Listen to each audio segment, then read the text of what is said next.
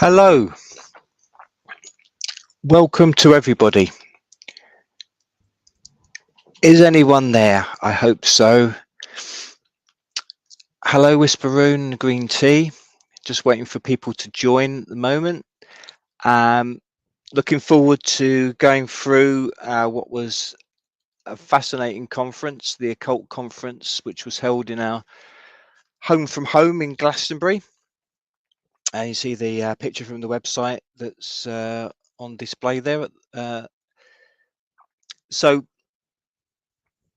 as people are coming in, it was a great conference. First time we'd been for the Occult Conference. It'd been going for a number of years, I know, and a lot of the people there were obviously, it was their big one of the year. Hello, Johnny Fettler. It's great to see people. Been away for a while since doing a live stream, so it's good to come back and see you all. Thanks for joining us after all this time. And it was, as you probably know, if you sort of follow our channel and website, Liz was doing a stall there, which went very well. So they were actually in the main hall, which was great because it meant we could see all of the speakers. So I've taken copious notes and tried to remember as much as I can to pass on to you. So you've got a deeply unspiritual Tottenham Hotspur mug for my tea. Green tea, talking of tea, finally above freezing. Woohoo. So yeah, the Occult Conference, it was a fascinating conference. We saw all of the talks because we were in the main hall anyway with Lizzie Stall. But there were a number of workshops that were going on throughout the conference parallel to the talks. That was my little guest appearance from my wife. I can't get it to work. Is it working? Yeah. I've got 6 people watching. People are in the chat. You can all hear me, can't you? Yeah, the still went great, Green Tea. It was a great success. Liz did brilliantly. I held things and bought coffee and moral support. But yeah, Liz did amazing. And the stuff that didn't sell is up on Etsy, a lot of it, if people want to take a look. So I know that there were a lot of workshops, as I say. I think that was a really good idea because it's obviously this occult conference is very much about practical magic, and a lot of the people speaking as well are practical magicians. So although a number of the talks were, if you like, on the sort of academic side, or in terms of people who've written books and have researched into different, whether it's goddesses from mythology, or whether it's people in the more modern era, 20th century and beyond, that have been magic practitioners. There were these workshops going on at the same time. Obviously, we didn't have a chance to go to any of them because we were sort of guarding the stall. But I'm sure they were all very interesting as well, a different aspect. So, but I'll go through the talks. There's quite a lot to go through and see where we go. And I'm just going to jump straight in as people are coming in. But the first speaker, the keynote, often the keynote's at the end of the day, but in this case they put them on at the start, and a lot of people came in just for this one talk, added on individual talks. You could just pay for one. So Ronald Hutton is a well-known academic. I think he's University of Bristol. So he's an academic historian, and I think he was speaking at the symposium maybe a couple of years ago now, and I knew his name from before. I think I might have mentioned this possibly when I talked about the symposium when he was on it. Although my main subjects were English literature, I also did you could choose like an elective subject for the first year. I chose study of religions. It just showed even then I had an interest in whatever it may be, the spiritual, esoteric things beyond the material, shall we say. But this study of religions course, I can't remember the particular context where Ronald Hutton appeared, but I know one of the lecturers that we had, I think, was quite interested in pagan religions, and so I remember watching sort of videos where he appeared on it. So I think he has got I imagine quite alternative conferences like it when he appears, because he sort of gives this gravitas, and it's maybe like the fact that it's a professional historian, a renowned academic who's a bit of an expert on pagan history, and he's attending an alternative conference, if you like. He's very entertaining, very engaging speaker, and obviously very knowledgeable, if you like, from an academic mainstream perspective. Although I think from what I gather before and hearing him talk, if you like, he's a bit of an advocate standing up for paganism, whereas it's generally derided even now in many circles. So his talk, the subject of his talk for the occult conference was the Irish goddess, the Morrigan. This is one of many artist impressions that you can find on the internet. So trouble these days, if you try and do an internet search for any ancient figure, goddesses and gods, wherever they may be from, often turns out that they've become a character in a video game, and you've got their images digitalized and made into modern art and that sort of thing. And often with goddesses, they tend to have been almost put into bikinis and that kind of thing, like they're on a pagan version of Baywatch or something like that. But the Morrigan, Hutton in his engaging style referred to her as his favorite bad girl, and she's very much, he described her as the alter ego of Bridget, in the Irish pantheon. So she's a bad girl, as he says, in many ways, but it's certainly not clear cut, and it's very ambiguous. This idea of goddesses with dual or even three faces, three natures, that seems to be something that is prevalent. When I was doing my talk on the Mabinogion, the Welsh legends, that Grail legends, which is also on here on YouTube. There seem to be a number of those where the hero is confronted by a goddess, and she can have a frightening aspect, or she can appear in the guise of a monster. And this is something that the Morrigan is also has these aspects. I was just getting her name wrong there for a minute, I think. What was, but Hutton mentioned that, I don't know if this is official and was mentioned, or he's just seen it himself and got a resemblance, but he was saying Madonna in a Frozen video seemed to be sort of channeling or trying to embody this this goddess. And definitely I can see where he's coming from, certainly in terms of that image which we just saw. So I'll go back, I won't keep on Madonna, I'll keep on this vision or image of her anyway. Pagan Baywatch, yeah, maybe that is actually a program that could have legs. It could get viewers. But the Morrigan, so she represents a scary feminine power. Apparently, it was difficult to pin down what she meant, because she had these different aspects. She could be a great queen, a nightmare queen, and there were a number of different myths around her. This profusion of myths, different versions of things, from what I could gather from what Hatton was saying. So I was at the back with Lizzie Stool scribbling furiously on my notes. But he was saying in places like Mesopotamia and Egypt, at a certain stage at least, there was an attempt to create a unified national identity, maybe by bringing different myths together to form, one coherent narrative that became like a national story to bring everyone together.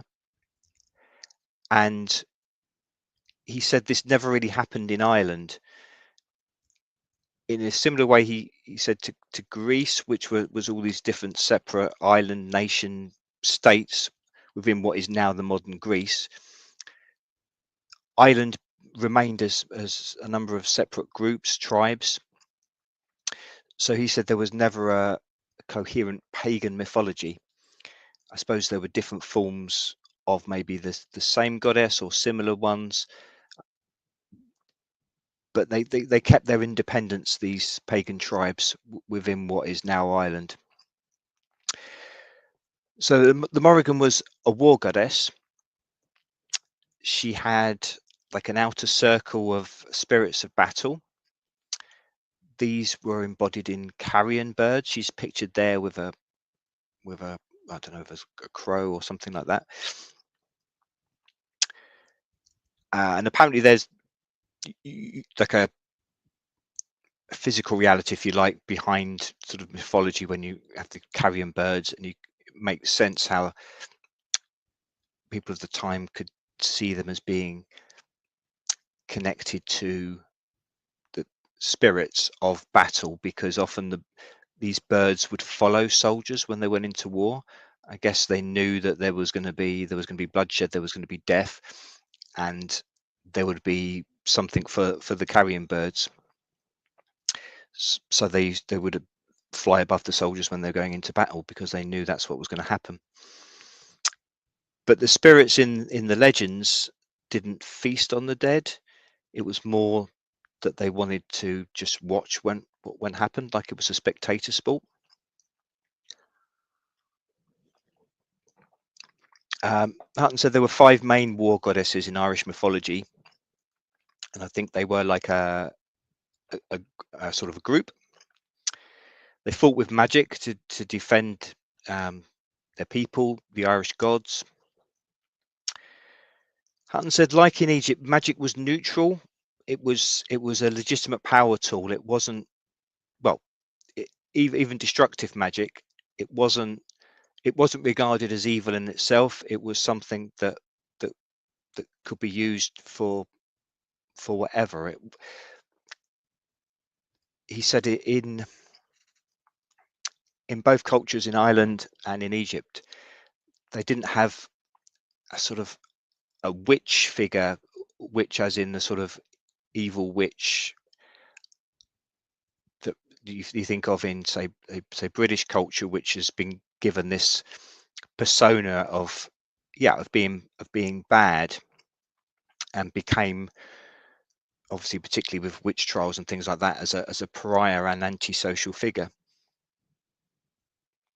In Egypt and Ireland, apparently they didn't have that. So magic in and of itself, and the people that could use it, weren't seen as inherently evil just because they had an ability to do magic, if that makes sense.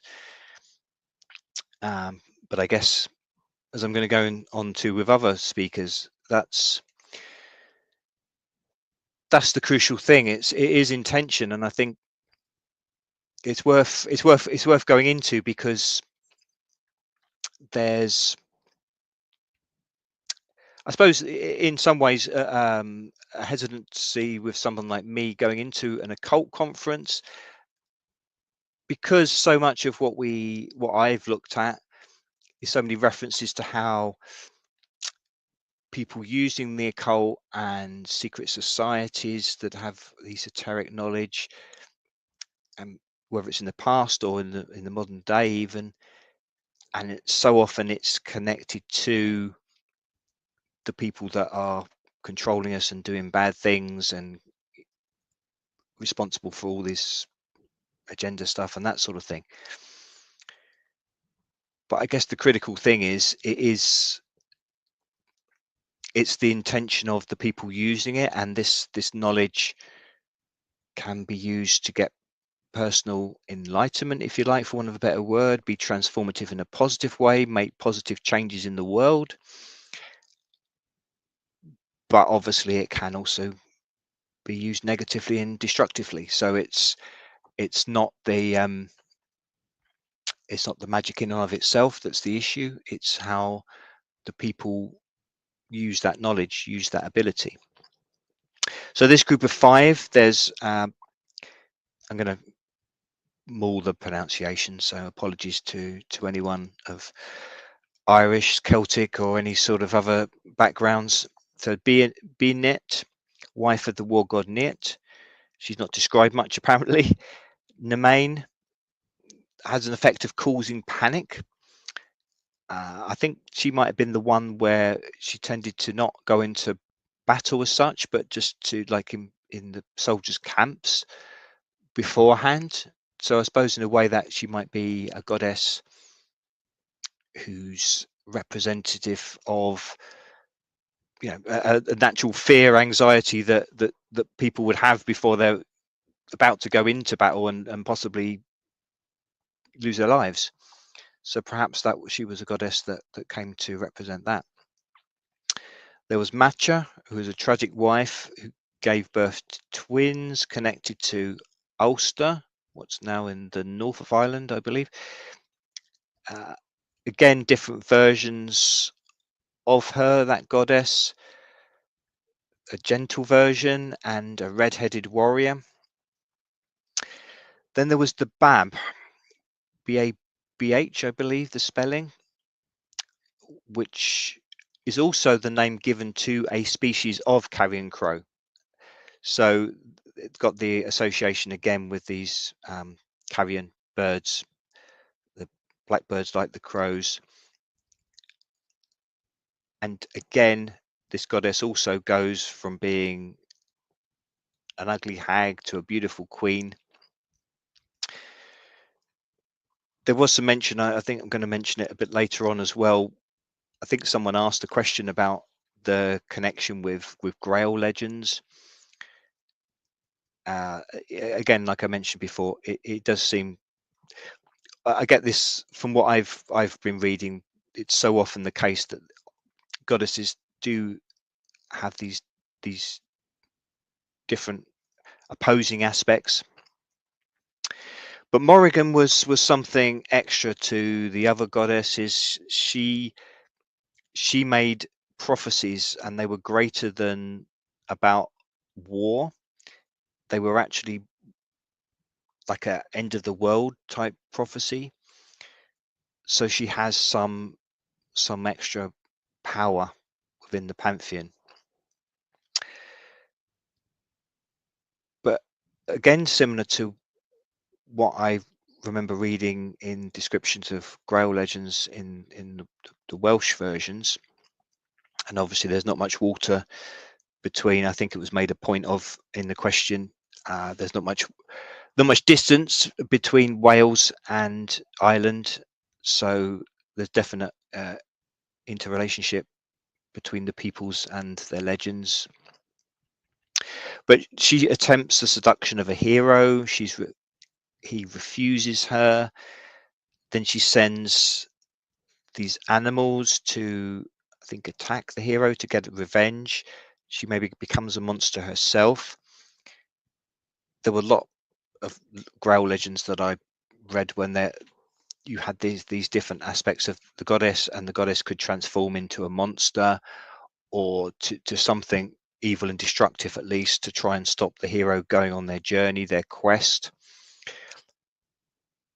But also in another way, it was often seen as like a trial that the hero had to go through, and perhaps then at the end of the quest, when he got his object of, you know, the Grail or the Enlightenment, and then he would win the hand of the beautiful version of the goddess, if you like, and there'll be a beautiful maiden that he'd marry, and that would be the beautiful, light, gentle aspect of the goddess figure. Hutton said this was a familiar trope. I think it happened in the Iliad, the Epic of Gilgamesh, in that he's propositioned by Ishtar. So again, like so many of these different legends, there's a trope where it keeps repeating, and it goes through different cultures. But as I say, Morrigan's she's not all bad. She's got a good heart. She helps those that she likes, but I guess she picks and chooses when she's going to be kind to them or not. She is a goddess of war, but she's also a goddess of love, or sometimes at least sex, like Ishtar, Astarte, Anat, Venus, Freya, all these different goddesses, different pantheons in different regions and at different times, but they all share similar traits, all in male dominated societies. I think Hutton said it could just be that they were projections of testosterone, and perhaps also it was a union of two forms of frenzy and ecstasy, the sort of battle lust, if you like, and also the sexual desire. So often these goddesses represented both, although on the face of it you'd think that they should be kept separate, but in some ways, in a magic sense at least, they were classed together.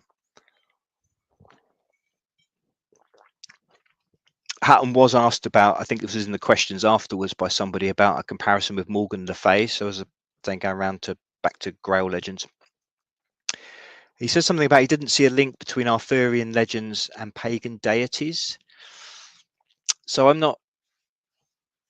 I might need to see a bit more what he meant by that.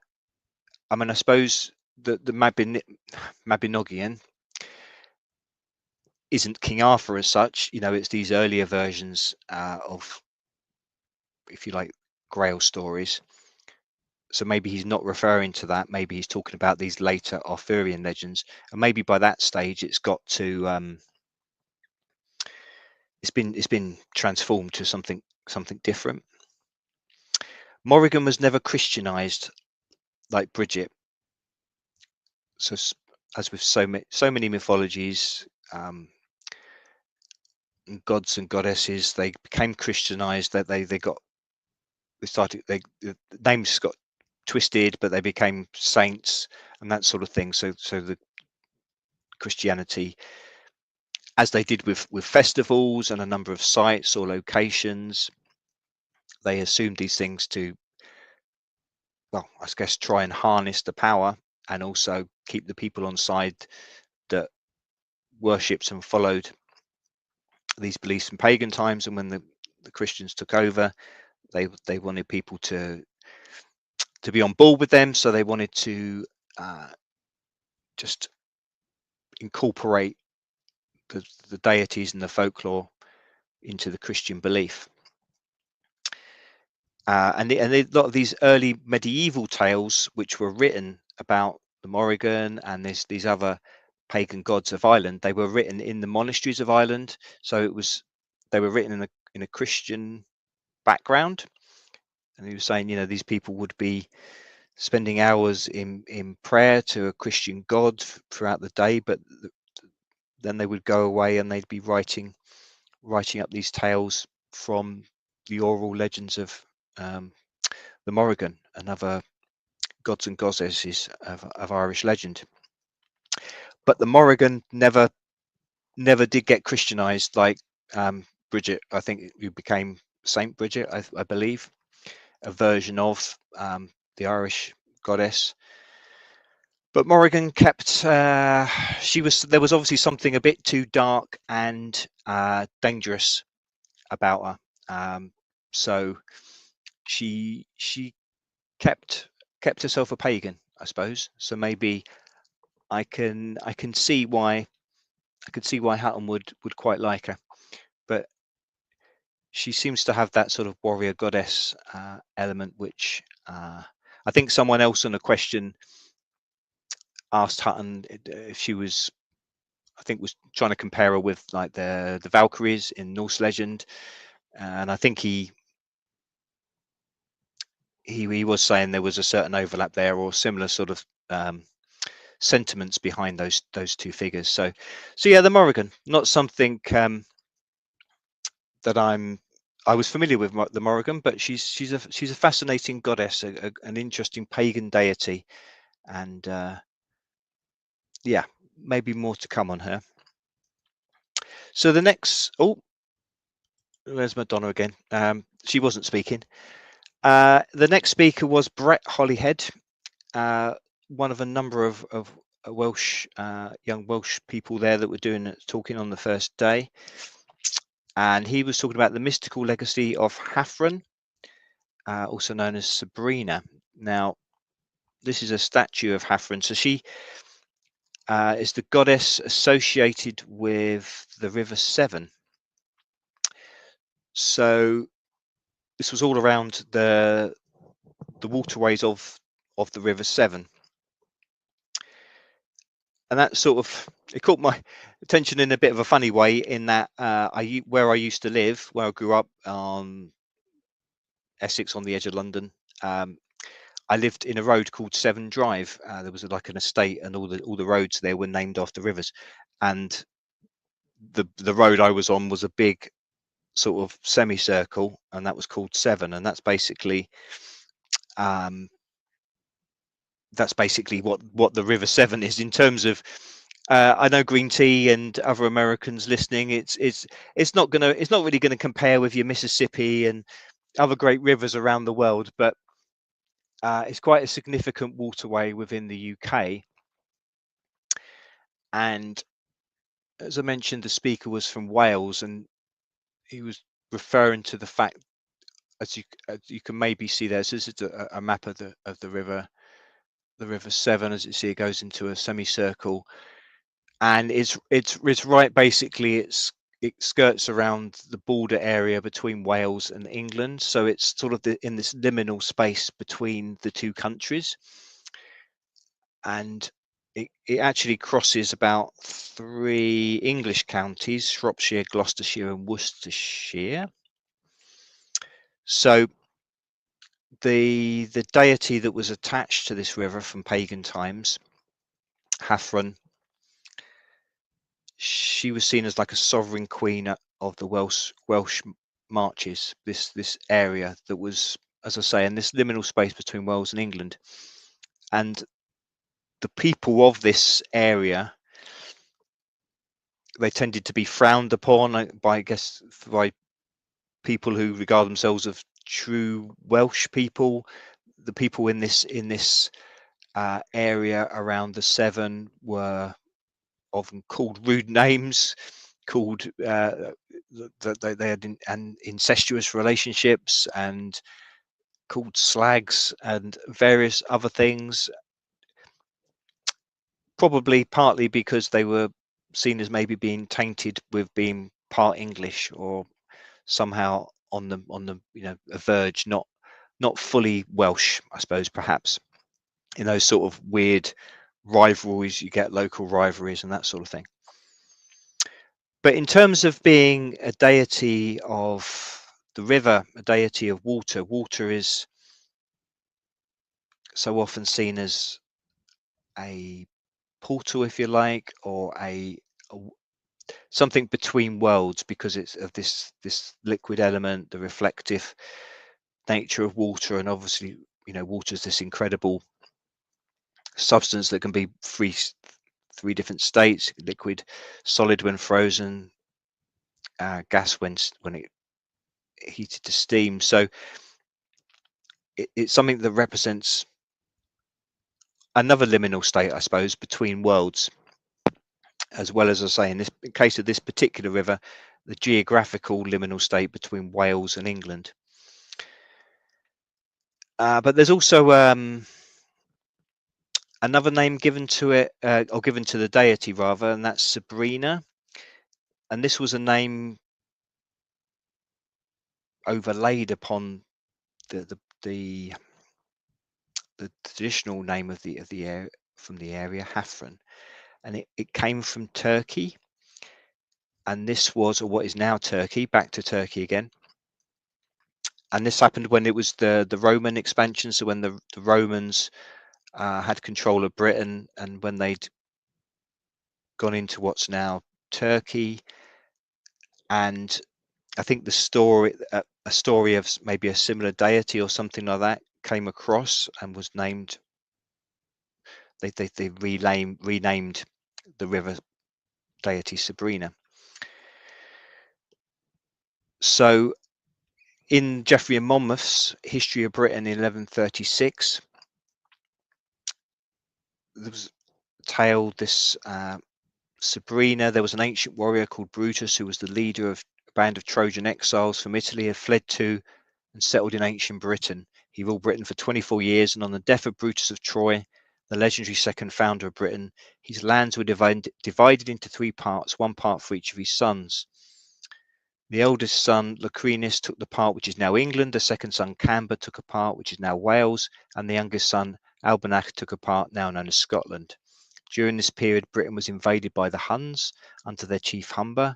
King Locrine of Logria, as he now was, led the fight against these invaders and succeeded in beating Humber, who was eventually killed by drowning in the river now named after him. So another connection with a river.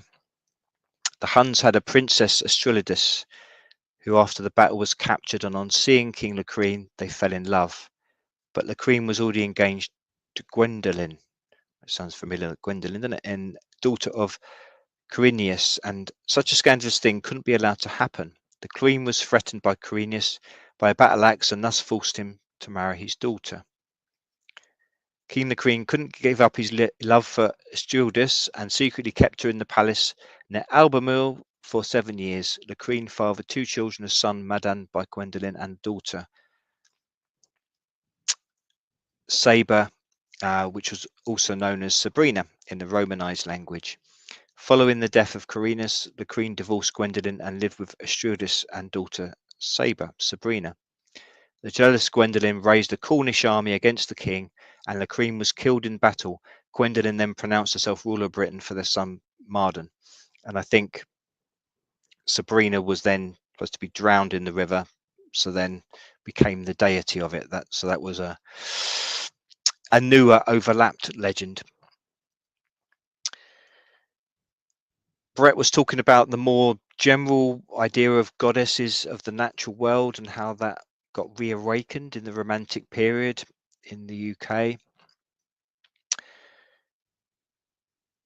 And as people probably know, that the idea of a goddess, Earth Mother, if you like, got transposed in the Christian era, Catholic, Roman Catholic, onto the Virgin Mary, which embodied so many of those aspects. And along this River Severn, there's apparently 58 churches which are dedicated specifically to the Virgin Mary. So that seems quite significant, because obviously not Britain on the whole isn't a Catholic country. Obviously there's been all sorts of ructions over the going back to Henry VIII and all that time, breaking away from the Catholic era. So not obviously in Catholic countries, Christian churches, you see the Virgin Mary would be preeminent most of the time, venerated almost as much as Jesus, but not so much in this country, in the non-Catholic Christian. But yeah, 58 churches along this river are dedicated to the Virgin Mary. So that seems to be a way that they incorporated worship of this river goddess into the Christian belief, I guess, to make it more respectable and fitting in with the new establishment at the time. Brett was saying something about the landscape was in the shape of a cauldron, but I can't quite see how that works out. I suppose if you turned it around and that was the bottom of the cauldron, I suppose that might fit in, but couldn't quite work out how we come to that. But one thing I was interested in, where he said people used to take water from the river and keep it into their home as a way to protect themselves against floods. And I thought that was an interesting idea, because it's this idea that you take some water from the river, but then somehow it's still connected to the river, and it's all part of one entity. So it's almost like if you've, I suppose the thinking perhaps is if you've got a container with some of this water from the river, you would be spared any flooding because the river wouldn't want to cause you destruction because you have a part of it already there. I'm just guessing. It didn't really go into what the logic was, but that's sort of quite an interesting concept. And also just a snippet which I wrote down, which again I haven't got much more detail on, but saying a mythological idea that rivers began as dragons, and there's myths of dragons arising from a river to then cause destruction on the earth around it. So I guess that could relate to historical flooding when the rivers burst their banks and cause loss of life, destruction. But that was quite intriguing because I've been doing so much research recently when I was looking into stuff for my book, and so much there is looking at dragons and or serpents in the sky, in the cosmos, representing different star systems, the Milky Way. So dragons in mythology as rivers was maybe a different aspect, but an intriguing one. So like so much on these talks, it's gives different food for thought to think on with. I suppose this day one was maybe looking, if you like, more at some of these older legends and beliefs from pagan times rather than more modern, shall we say, magical practitioners. But the next talk was maybe the exception to the first day. Michael Staley here is the talker, and his talk was on Kenneth Grant and the Typhonian tradition. Now, probably everyone else in the conference, pretty much, apart from me and Liz, were knew about Kenneth Grant. I must confess I didn't. So again, it's something that look into a bit more. This is Kenneth Grant in the picture. His room looks a bit like ours does, but he was another ceremonial magician and a novelist, an advocate of Thelema, Aleister Crowley's religion. He also founded his own Thelemic organization, the Typhonian Ordo Templi Orientis. Was born in Ilford, so he was another Essex boy like myself. Had an interest in occultism and Eastern religions, was in the British Army in the Second World War, came back to Britain and became the personal secretary of Aleister Crowley. So I think what the talker Steely was saying was Grant was very much in awe of Crowley. Was obviously much older than him at this point. I guess sort of maybe coming more towards the end of his life at this point. And as I said, he was sort of like became a secretary for him. And I think Crowley didn't have money to pay him.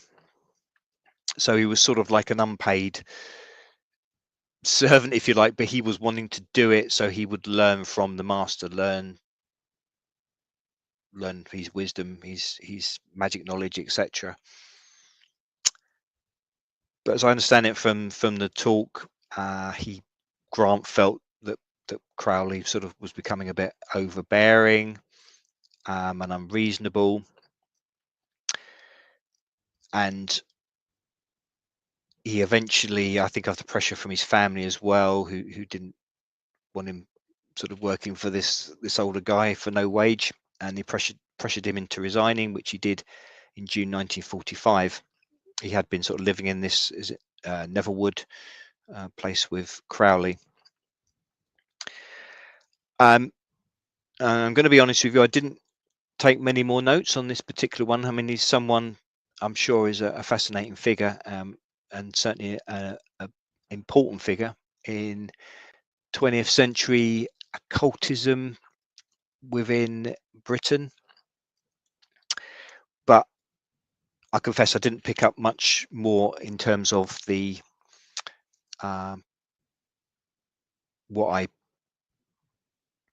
recorded. So, um, but yeah, move on to the next talk, which is Mara Starling, another Welsh speaker, and her subject was Welsh fairies, and she mentioned the yes, green tea, yeah, Barbara Bush. I think the likeness is quite staggering, and when you consider it's proven that her mother was a close associate, so we say, of Crowley. I think when he was in Italy or somewhere like that, and um, was engaged in a group with him, and obviously they were doing all sorts of sexual practices at the time. So it it it seems to make very logical sense, and certainly there's a great resemblance facially if you look at them, between Barbara Bush and Aleister Crowley. So I think that's definitely got legs there. So this lady here, the image of, is Kathy Boss Griffiths. She's quite an absolutely fascinating figure, I suppose, in many ways, in that she was qualified. She was an Egyptologist. I think already when she was in Germany, she was Jewish, and so she fled Germany after Hitler came to power with her family, and she settled in Wales, and she ended up marrying a Welshman. But then she got sort of totally captivated and immersed in Welsh culture. She learned the Welsh language fluently, and she's renowned for a great contribution to Welsh literature. She's written many books in Welsh, and I think many of them are only still available in Welsh. She wrote novels that were quite I think sort of challenging or groundbreaking at the time in terms of women's place in society, that sort of thing. But in terms of the occult, the relevance here, she was she produced this book. Let me get the cover up. So I'm not even going to try and pronounce it, because I would ruin it and wouldn't get close to it, I'm sure. But this came out in 1977, and it's supposed to be an account of all these different Welsh rituals and spells to work with fairies. And as I understand it, it's supposed to have been taken from this old Welsh book. Again, I'll mispronounce it, but Litha Cyfran, which is a secret book of the Cunning Man of Denbighshire, a Welsh magical notebook from the 1830s. I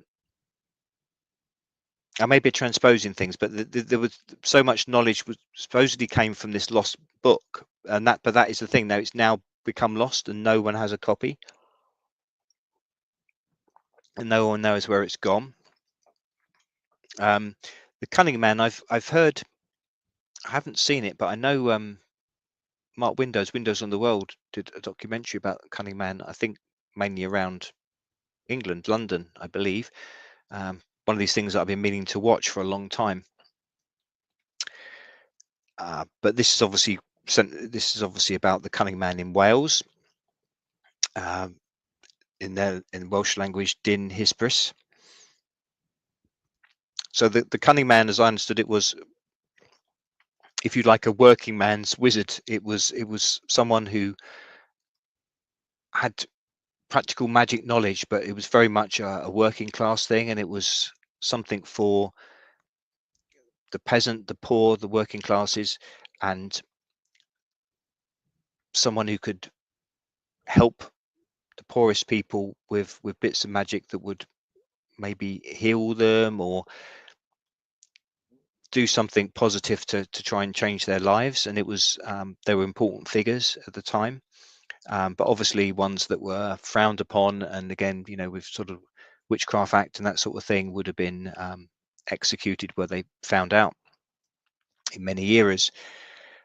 So yeah, again, the Welsh figure, the cunning man, provided magical services to his community, preserving traditional charms and magical techniques, yet eager to discover other techniques or spells that were coming to light.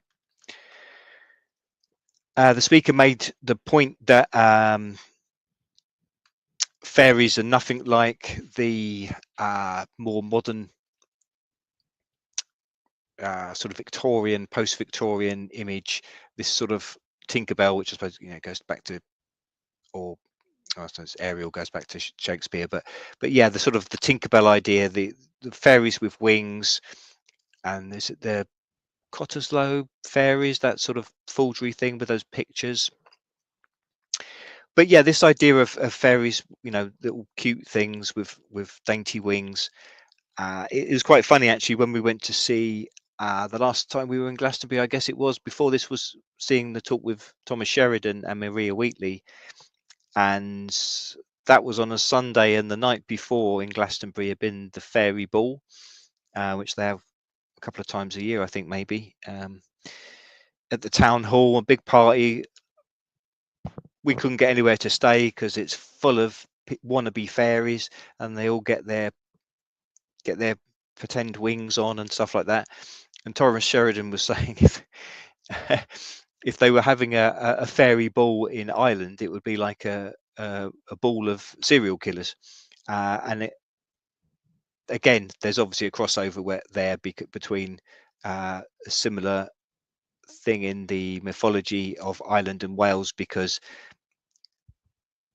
this is again similar but not in all ways, but the descriptions of the Welsh fairies, certainly that they're not this romanticized cute image, a sort of Disney fairy idea, but neither are they, certainly in this Welsh tradition. They're not elemental spirits of nature, so they're not creatures of rivers, trees, mountains, that sort of thing. They're not associated with nature. There's something separate from that, but obviously they are otherworldly.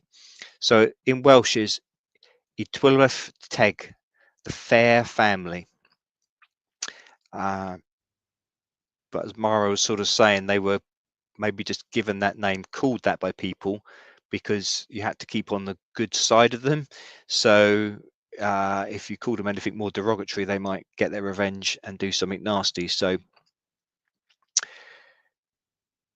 the word Tilweth, it's got a few different meanings. Vaguely, it means like sort of a grouping of beings, but it could mean a war band.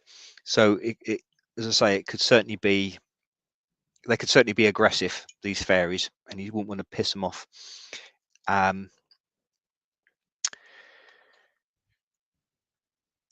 So keeping with the Welsh folklore, I think this is a statue or a representation, at least, of Dafydd A.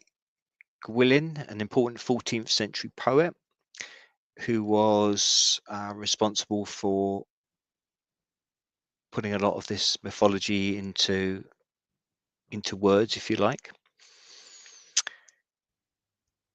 There was mention, I think, by the speaker, and also it came up, I believe, in a question afterwards, about the similarity between fairy experiences that people report, whether it's from centuries ago or more recently, and UFO experiences, alien abduction experiences, that sort of thing.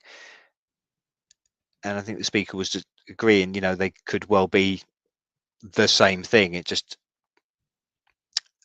in our more modern time period, that's what people relate it to, these experiences, when they're things like missing time. But various of a lot of the so-called experiences that used to be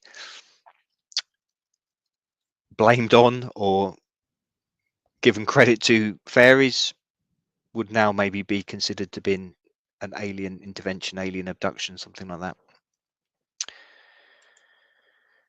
Now this figure, this is just a little drawing there, pulled off the internet, but a Welsh deity, Gwyn ap Nudd. And as you see, this picture of him here, so obviously he's another, he shares the horned god status with so many pagan deities. So he's shares all these different, shares some there's a physical resemblance at least to people like Pan maybe and Cernunnos, the Green Man. But one of the speakers said, "Oh, yeah, we're coming to reclaim Glastonbury from Wales," and so I believe it did used to be classed as part of Wales back in pagan days at one stage. It would be interesting to read more the history of Glastonbury. Obviously, I get all different patches of it, but he was this Welsh deity. Oh, sorry, I've gone too far. Not that Welsh deity. This one. He was like the lord of the fairies, basically, or the king of the fair folk, ruler of the Welsh otherworld, Anwyn.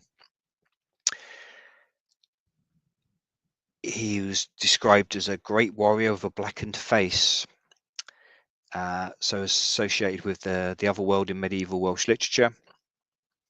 Also associated with the international tradition of the wild hunt, so that recalls Odin, I believe, in the Norse legends, going on the hunt across the sky. Fearsome warrior, a mysterious magical man, maybe a psychopomp to taking souls to the other side, into the other world. And apparently he was filled with all the otherworld entities. All the fairies were part of him. And he was said to sit on the tor at Glastonbury, enticing people to a party. So some sort of pagan worship there. And yeah, so there was some mention of other entities like Elilion, fearsome phantoms, sort of maybe like goblins who dwelt in bogs and would lure people in when they're unsuspecting. So certainly a nasty otherworldly entity. But on a benevolent side, there was the Cloblinow, Welsh mine fairies, and they were seen by the miners in Wales as being good, a good thing, and they actually were pleased if they saw what they thought were signs of these fairies when they were digging in the mine, and they would see that as a sign that things were okay with this mine and it was a good place. If they didn't, if they felt these fairies weren't in a mine, they would think it was a dangerous place and it wouldn't be a good place to mine. I think Myra was saying maybe these fairies were in the rocks themselves, and when the miners were chipping away at them, they became released. I don't know. The equivalent in Cornwall was the Tommyknockers, and I was intrigued when I heard that because that's the name of a novel, isn't it? I think, is that one of the novels about the miners that used to be in the First World War, where they were horrendous stories where they used to dig these long tunnels trying to get under the trench of the Germans, and the Germans had the same going the other way, and they built these long trenches trying to get burrow underneath the opposition trenches so they could lay explosives, blow them up. But just horrendous. They were obviously in these tiny little tunnels underground with explosives, and horrendous accidents happened, and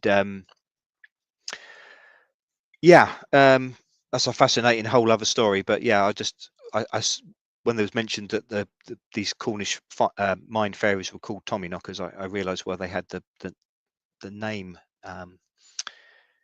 for that, not for that book. And then there was the fairies Wibracod. I wouldn't have said that right. Which are the fairies that actually are in homes, and they get angry if you don't clean your house, apparently. So that's us screwed. And apparently people used to leave them offerings, still do leave them offerings. Used to be in the hearth, but as the speaker was saying, not sure where the modern equivalent would be in the houses now. But yeah, it was interesting, just as to finish on that talk, that apparently Wales had relatively few witch trials compared to other parts of Britain, other parts of Europe, where obviously it got into a horrendous frenzy of terrible things being done to poor women, and yeah, just frightening numbers of people that happened to. But the number was mentioned, I can't remember, but it was relatively small compared to other places. So perhaps that suggests something about the relationship of the Welsh traditionally with the occult, the otherworldly entities, magic, that sort of thing. Maybe there is more of a acceptance of it. So even when there was this establishment orders to clamp down and try and destroy it in any way they could, it didn't work so much in Wales, or they kept a resistance to it, and they kept a connection with this pagan worship, which other places maybe did away with or forced underground. So the next talk, so this I think maybe the elder of the Welsh contingent on that day, Christopher Hughes, he was again talking about the Welsh occultic tradition, and this is a very prominent person within it, Edward Williams, better known by his bardic name of Lolo Morganwg. So he was 1747 to 1826, a Welsh antiquarian, poet and collector, and he was a collector of medieval Welsh literature, and he produced a lot of manuscripts, but it became known after his death that a number of them, which he said were these antique manuscripts that he'd found, were actually forgeries that he'd made. The speaker was quite, well, he didn't seem to mind about this, and I can sort of see what he's saying. He's still, what this guy was producing was esoteric knowledge, perhaps, and it was, maybe he had got it from knowledge he had, even if these texts, the texts themselves were forgeries, but perhaps there was genuine knowledge in there and some genuine intent in there. So I guess, again, in terms of almost like a chaos magic thing, just the fact that he produced these things made them into existence, and then suddenly from these forgeries, in many cases, it produced a great renaissance in fascination in Druid lore and paganism, magic, and they became very important in Welsh culture. So he founded a secret society called the Gorsedd. More of them. Well, I'll go into that in a. Actually, have I got the next picture there? Might be a bit. Well, I'll go on in a. Well, there we go. No, there we go. So this is they're still around now, and this Christopher Hughes said he joined it. So they're like a a separate branch, if you like, of Druids in Wales, and this is from like an Eisteddfod. If you know, in Wales, it's a very big thing. They have these Eisteddfods every year, and it's a celebration of arts and culture, and music, poetry, and it's like competition and prizes.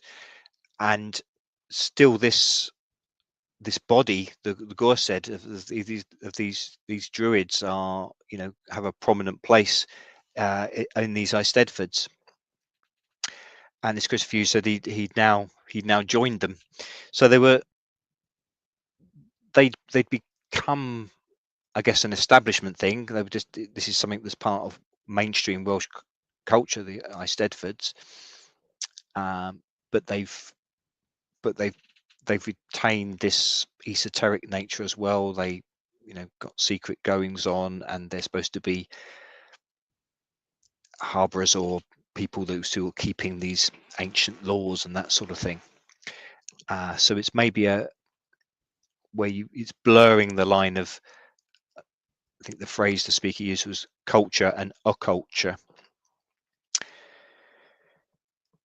So, but just to go back a little bit, sorry, I jumped the gun a bit there.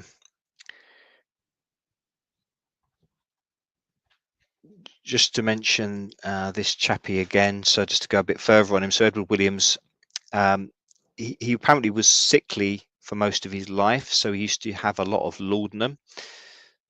So some people saying, oh well, that would have created a bit of hallucinations and visions, and maybe that's partly where he got a lot of the stuff which he ended up putting into these texts. So that's an interesting idea as well, though. Maybe he had genuine visions perhaps, and was able to transform these into bardic visions and they inspired people to develop this Welsh druidry and that sort of thing going on. As I say, it's still in existence now, this society. So I think that's quite a fascinating example of where people can make something happen, and it's through the imagination, through creativity, and that in itself is a form of magic. And obviously, you got the magic of words.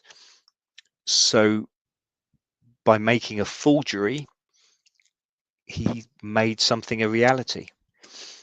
So that is true magic. So him and I think his son as well had wrote texts that were quite important as well. But this,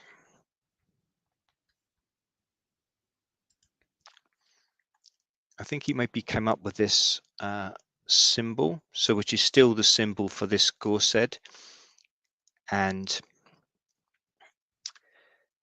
I think it's called Arwen. So it represents 3 rays of light emanating from 3 points of light, and symbolizes, among other things, the triple nature of the Druid path, incorporating the paths of Bard, Overt, and Druid. It's like a holy breath of creation from artistic creative endeavors. All life is made from this. The particle of light is the smallest of all things, yet one particle is the greatest of all things. So you've got this idea of as above, so below. The William Blake, heaven in a wildflower, world in a grain of sand. God in every particle, all the light is one. It made me think as well of tying in with quantum physics, plasma, these sort of modern scientific ideas. Holographic universe, if you like, where you have a hologram, and it's something, each element of the hologram is a microcosm of the whole. Very fascinating ideas. I mean, he is someone that I'd certainly like to read more, but I think so much of it is still only in Welsh. But maybe there are English translations of some of this guy's works, but fascinating ideas. And so this is still a symbol for this Gorsed. But also quite a, sorry, to make it a bit bigger there, I do apologise. So you've got 3 rays of light from 3 points of light. But also he came up with this Kolbren I Byrd. I'm so sorry to all the Welsh-speaking people that may tune in at some time over the years. So this was like obviously it looks very much like runes, but he created this alphabet, a system of sound. So again, that makes me think of all these things when I've been reading about ancient religions, ancient belief systems, and the idea of frequencies and sound and how they can bring things into existence, how vibrations can change reality, or it can lead to at least positive energies or go the other way, negative energies. So just a really fascinating guy that it's still had so much prominence and importance, even now. So that was the first day, and a very interesting day. Oh, hello, Margaret. I probably missed a few people as they drop in, but thank you to everyone that's come in. It's great to have you. So this is Mog Morgan, who was the first speaker on the Sunday. And this was, they say, a memorial lecture for Jake Stratton Kent. Again, in my ignorance, I didn't know Jake Stratton Kent was, but he was known as the most notorious necromancer in England, and he described himself as a very late pagan. He edited and contributed to a journal, the Equinox, British Journal of Thelema, and various other texts, the Encyclopedia Goetica. So basically a magician.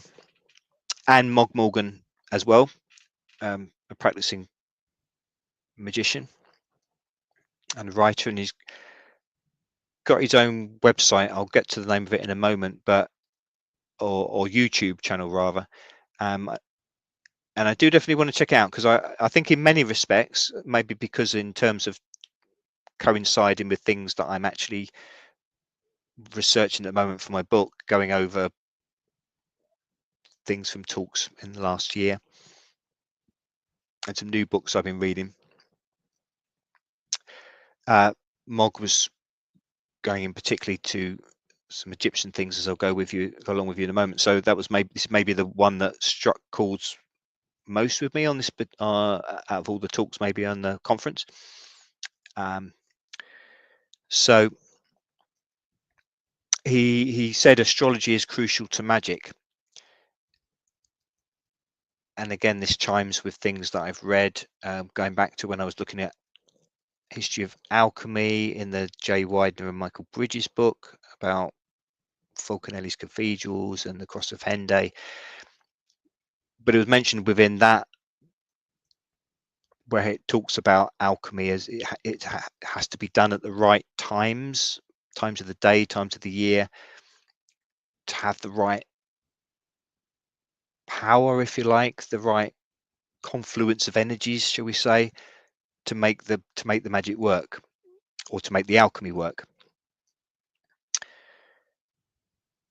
And just going into a bit of what I've been researching recently for my book, it does seem more and more that maybe that's what a lot, why are these ancient sites, these megalithic sites all around the world, and they invariably, or so many of them at least, had these incredible alignments where they could measure the path of the sun and the moon. They could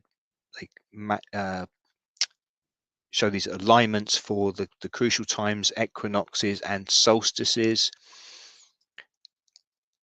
And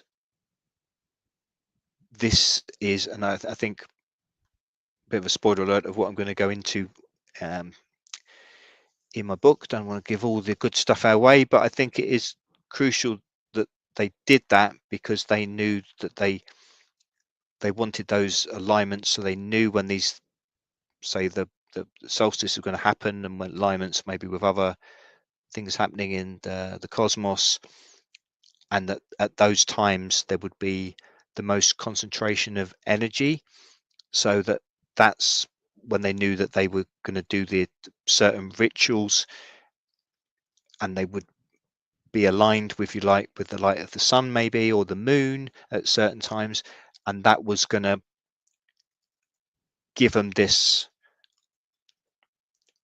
flow of energy that would be enhancing and enabling of any ritual, the magic working that they wanted to do.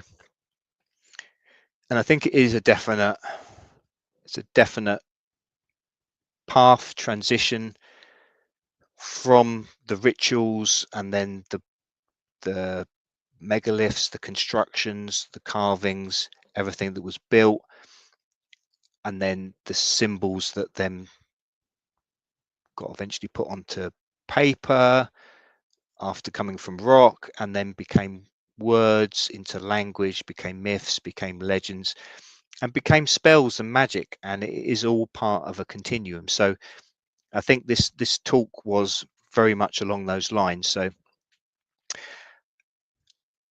what I was going to say, I'll mention when I get to it, to remind myself what it's called, but I'm going to check it out myself, because he although there was a lot included in the talk, and I've taken quite a bit of notes, and I'm sure there's bits that I know there's bits that I didn't manage to get all down, but he was saying he ran out of time, so he said he's going to put the whole lecture up, but he's already got stuff up on his YouTube channel, so I think it will be very interesting to check out and learn more. So Mog Morgan.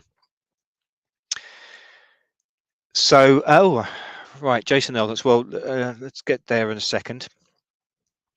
So he's talking about a system of planetary hours, a goetic clock, a star clock, a demonic calendar.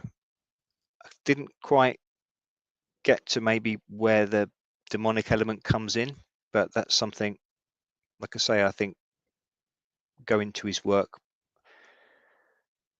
more will bring that out. But as I say, this was going back to Jake Stratton Smith, who apparently excluded Crowley's Goetia. And Goetia is a type of European sorcery, often referred to as witchcraft, that has been transmitted through grimoires, books containing instructions for performing magical practices. The term Goetia finds its origins in the Greek word goes, which originally denoted diviners, magicians, healers, and seers. Initially, it held a connotation of low magic. Mog was talking about the origin being a more earthly religion of the Greeks, reconstructing the Greek underworld.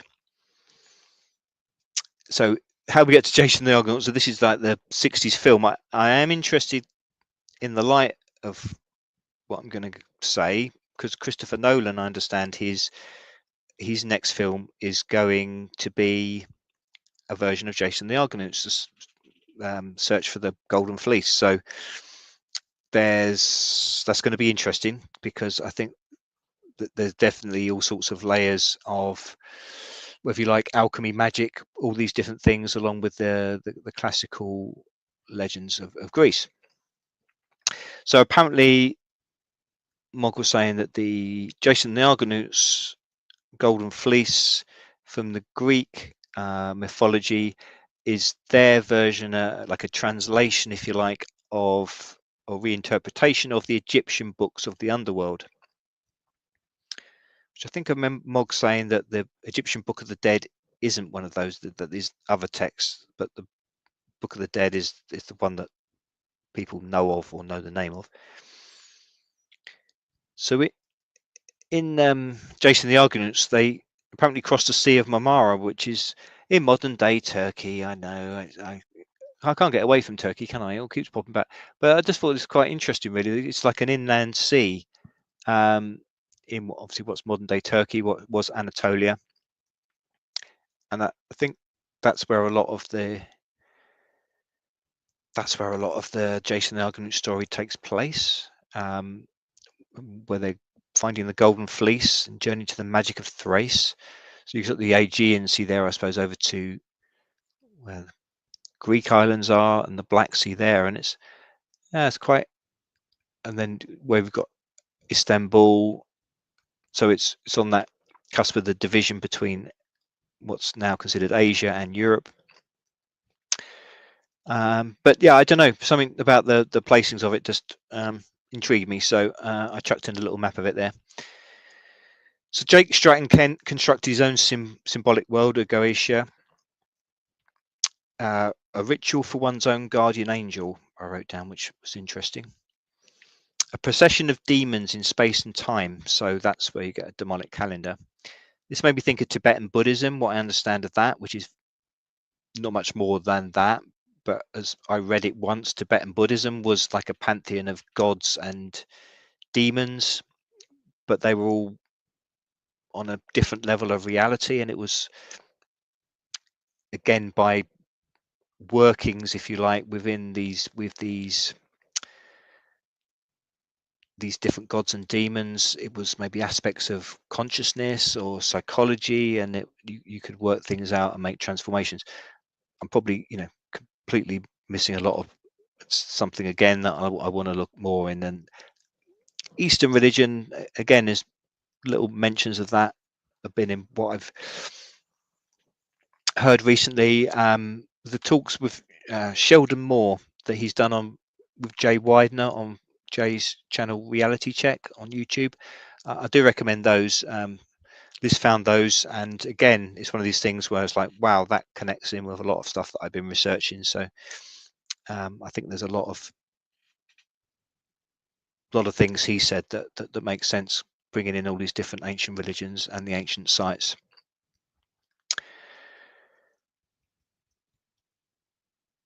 So again, there's this idea of things needing to be done at the right time to have a magical importance.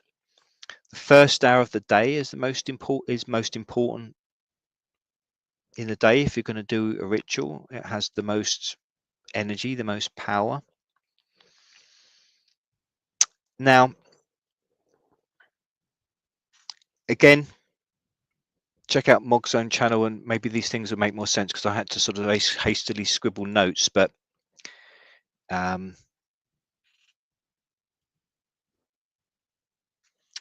let me get to the right bit. There's all this stuff about a boat imagery. Apparently, in a different form of the zodiac, Libra was actually relating to an upside down ship rather than scales that we have it on now. And the bright star in Libra was used to measure hours. So I've got these pictures that we took from the conference of this, where you have Egyptian, obviously from Egyptian tombs, the walls of temples, etc. And you've got the image of a boat, and that apparently relates to this marking of days and the calendar. Mog used the term religious astronomy rather than astrology, and I think that's quite an interesting one, because of course now astronomy is, at least in the mainstream, it's denigrated and seem to be something silly. But I do believe there's far more to it than that. So maybe something like religious astronomy just would give it a bit more of the gravitas it deserves, maybe, if you like. But yeah, dawn or the hour before for rituals, that's duat, the gateway between worlds. Mog was talked about the Chaldeans, who again are coming in my research or my book. I mentioned them because they were the ones based in the old city of Haran, remnants of which I visited when I was in Turkey. And that's where the astrology was supposed to have been born, is where the astronomical tower is, which is supposed to be the model for the tower card in tarot. And so much ancient knowledge was held there from the Chaldeans, and it was a bit of a place on a travel routes, if you like, from people coming from the east, towards Asia or in that direction, and various different areas around what's now the Middle East, and of course you have Egypt, further to the west, and it was very much a crux of all these different kinds of knowledge coming through there, and these Chaldeans were great astronomers, and they had this great knowledge of the stars and the sun and the moon and all the different bodies, and that's where all this science supposedly of astrology and astronomy must be, has to be said, it's the one and the same thing, where it all came from.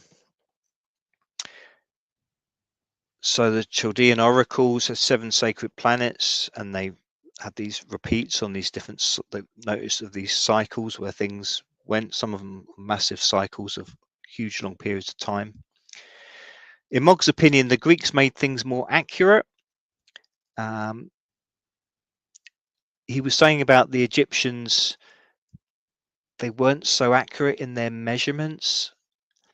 He said apart from something, the pyramids were incredibly accurate, and there was some incredible sacred geometry, but that was more the exception than the rule. That's what he said anyway. There was different periods in Egypt.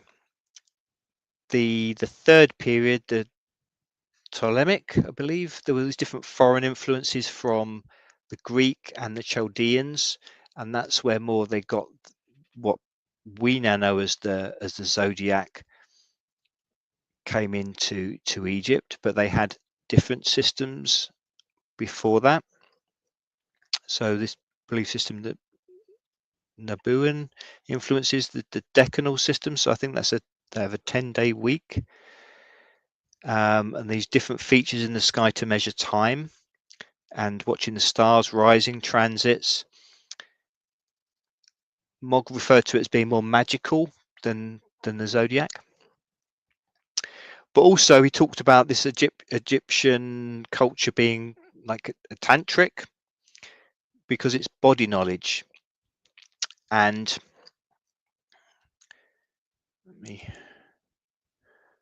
so let's get this in focus. So this is from a temple somewhere, and it's this system where so this has got the a man with the back to these different the different signs, the stellar systems, or constellations rather. So it's relating to the body as they travel around the body. So he was saying it because it's so much about the connection with the body and the cosmos, and he was relating that to like the Indian system of tantra, which I guess most people think of in a sexual sense, but is basically, in more widely sense, it's about bodily knowledge. And then good old Nuit or Nut. This has done some great drawings of, but I mentioned before, I think with my Andrew Collins talk around his theories on the Cygnus key, but so Nut was this goddess of the sky, the heavens, basically, possibly also particularly the Milky Way galaxy.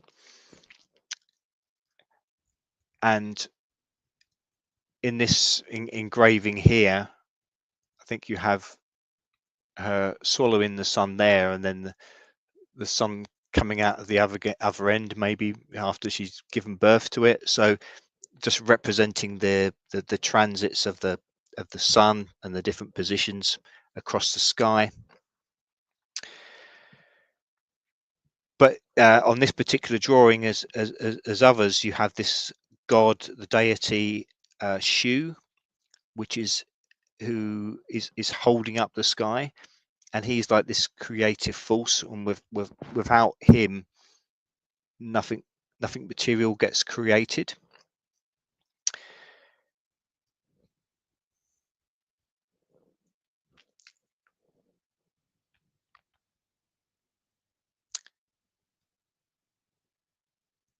So I need to, sorry to jump around a little bit, my pictures. This is my fault, of course. I do apologize.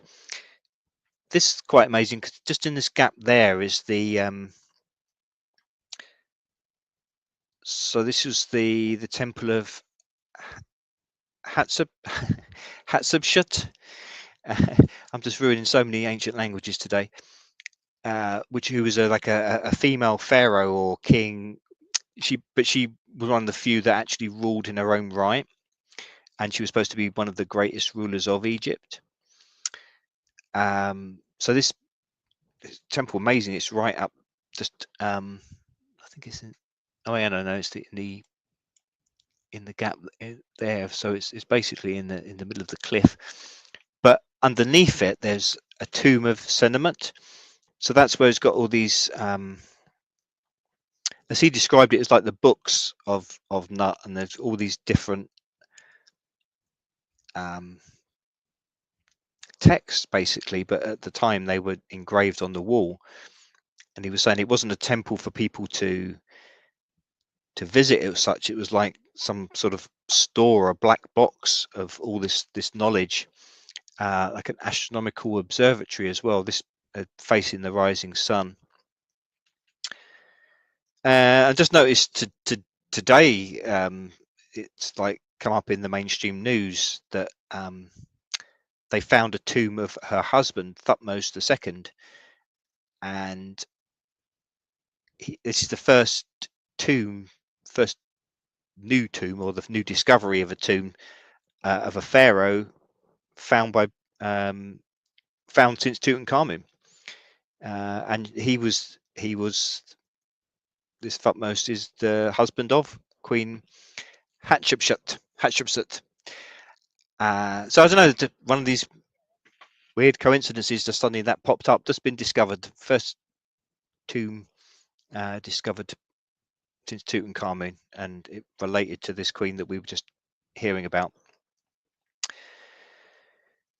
Again, as I say, I'm sorry I've only got sort of fragments. There's so much in the talk, and I was trying to scribble away desperately, but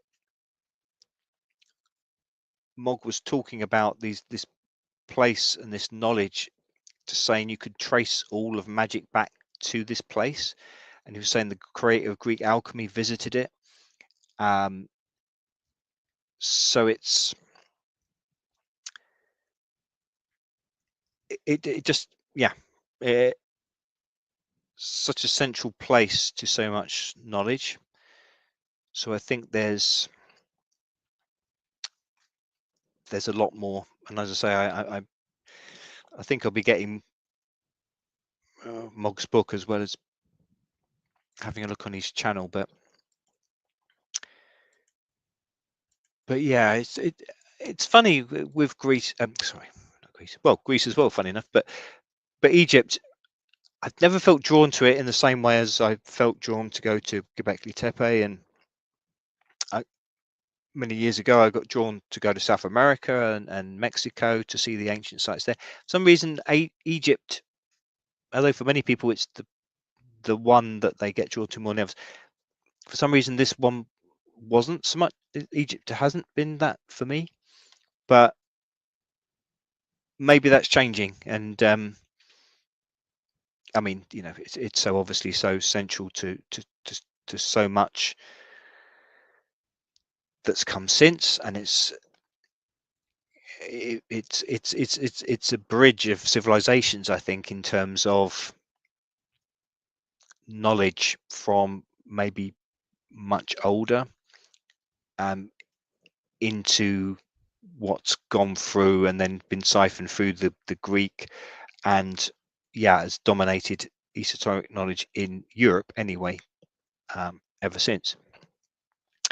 But I definitely think it's important to keep drawing all these different aspects in, the Asian traditions with the Egyptian, other places in the Middle East, and Native American, South American. That there's overlapping, and the where the knowledges seem to, although seemingly were unconnected, there's so many crossovers, and that's really what fascinates me. But I don't quite know what the relevance of the last picture is. I'll be honest with you again, but I've been reading so much about the importance of serpents to mythology, and again, it being related to the cosmos and to maybe the appearance of things like the Milky Way in and maybe a bit more than that, a central source of power and energy in the galaxy. So apparently it changed your mindset in Egypt, but this image, you've got these serpentine figures. There's also canubis, not cannabis, a serpent body and a lion head. Again, I'm sorry, I don't know where to go particularly, what the relevance are, but it's something that's going to spark off a lot more study for me, I think. But Mog's book, which I'll probably end up getting to add to my huge pile already. Spent a fortune in Glastonbury on books between the two of us, but that's all good because you can't have too many books, and they're all fascinating things. So he's booked The Demonic Calendar from Egypt to Tarot. I definitely think I'll be checking that out. And he's just find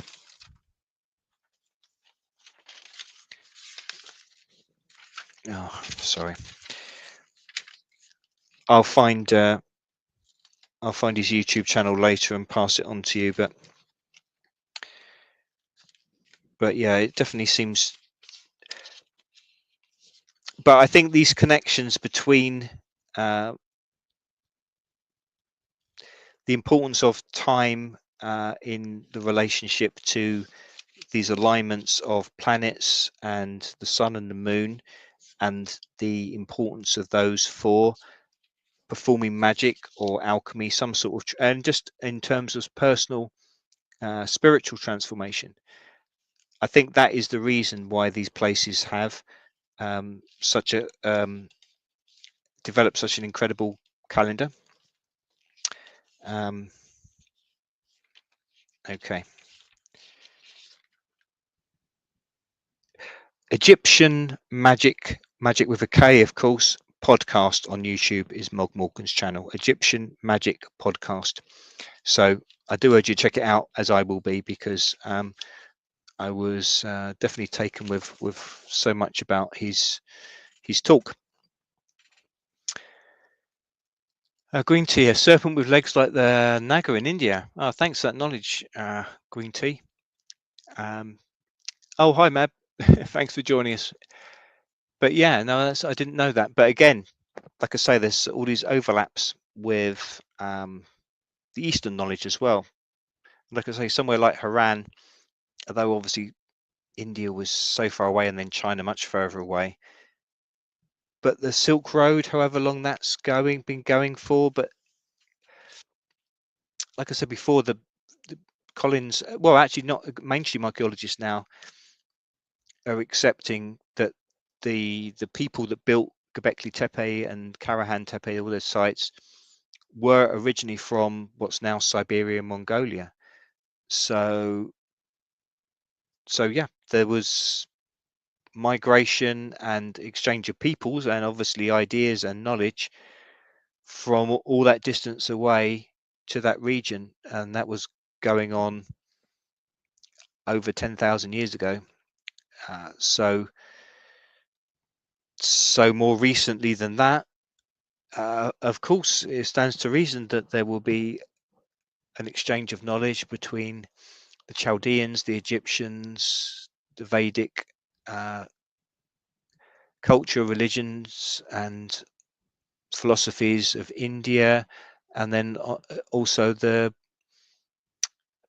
religions and philosophies of what's now China. So 100%, I think it all fits together. So on to the next talk.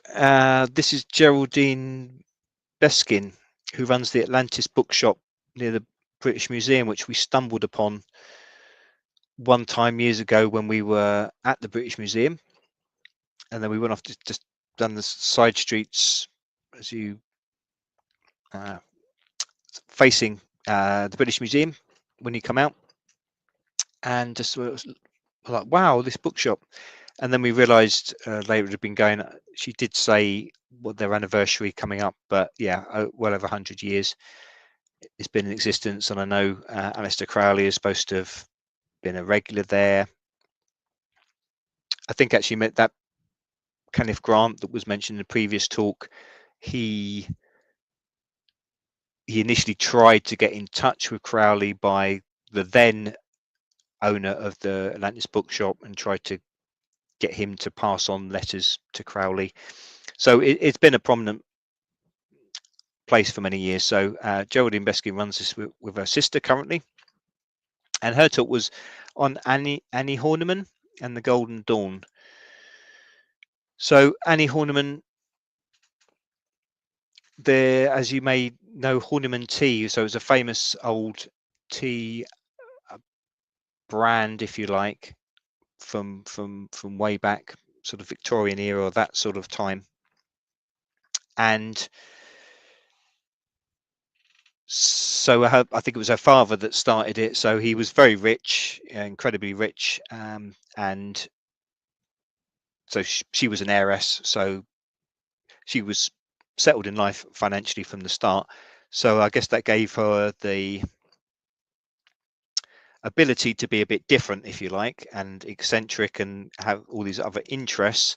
And she didn't have the financial worries that someone from a much poorer background would have to contend with, first of all, to just try and get by in life, to before you could try and indulge, shall we say, various interests. So she was a member of the Golden Dawn, and yeah, very, if you like, aristocratic or wealthy connections. Apparently she was descended, like, back in her family tree, from a surgeon of Henry VIII, so there was royal connections there as well. She had all these associations, obviously, around the Golden Dawn and the esoteric community in this, around London and England at the time, George Bernard Shaw, but particularly W.B. Yeats, who I think I've got a little picture there of there. Yeah, it was old W.B. Yeats. Looking at a big old thing there, isn't it? Yeah, it sounds like he was a bit of a bastard, to be honest, W.B. Yeats, but not to say he wasn't also a genius and a brilliant poet, and obviously someone who had esoteric knowledge as well. But yeah, like a lot of people who are brilliant in many ways, they can also be total bastards. So I think Horniman, for 10 years, Yeats had poor eyesight. She used to write down his words for him. But yeah, he was a bit of a user, not just in terms of Annie Horniman, but people in general. Now, Annie Horniman's, if you like, mainstream, where she was is well known in terms of the mainstream in public culture, is she was a very influential pioneer of theatre. She had, I think it was a Avenue Theatre in London. She was involved with this Dublin Independent Theatre, and I think that had connections with Yeats as well. And there was a number of controversies there because obviously it was quite a strict culture there in terms of what could be performed and that sort of thing. And then the Gaiety Theatre in Manchester, and she's actually got a street named after her in Manchester. So she died in 1937, given all the merit by King George. I think one of very few women to get that. Only a few women have it at any one time or something like that. So I guess what I maybe mainly took from this talk, I'm interested by the connection between the occult and theatre, and I guess that's always been a thing. I guess you could go back to the Greek theatre, Greek tragedies, the birth of theatre there, and you've got all the sort of Dionysus and all the stuff Nietzsche wrote about tragedy. And I don't know if people remember my talk on Shakespeare, whoever wrote those plays.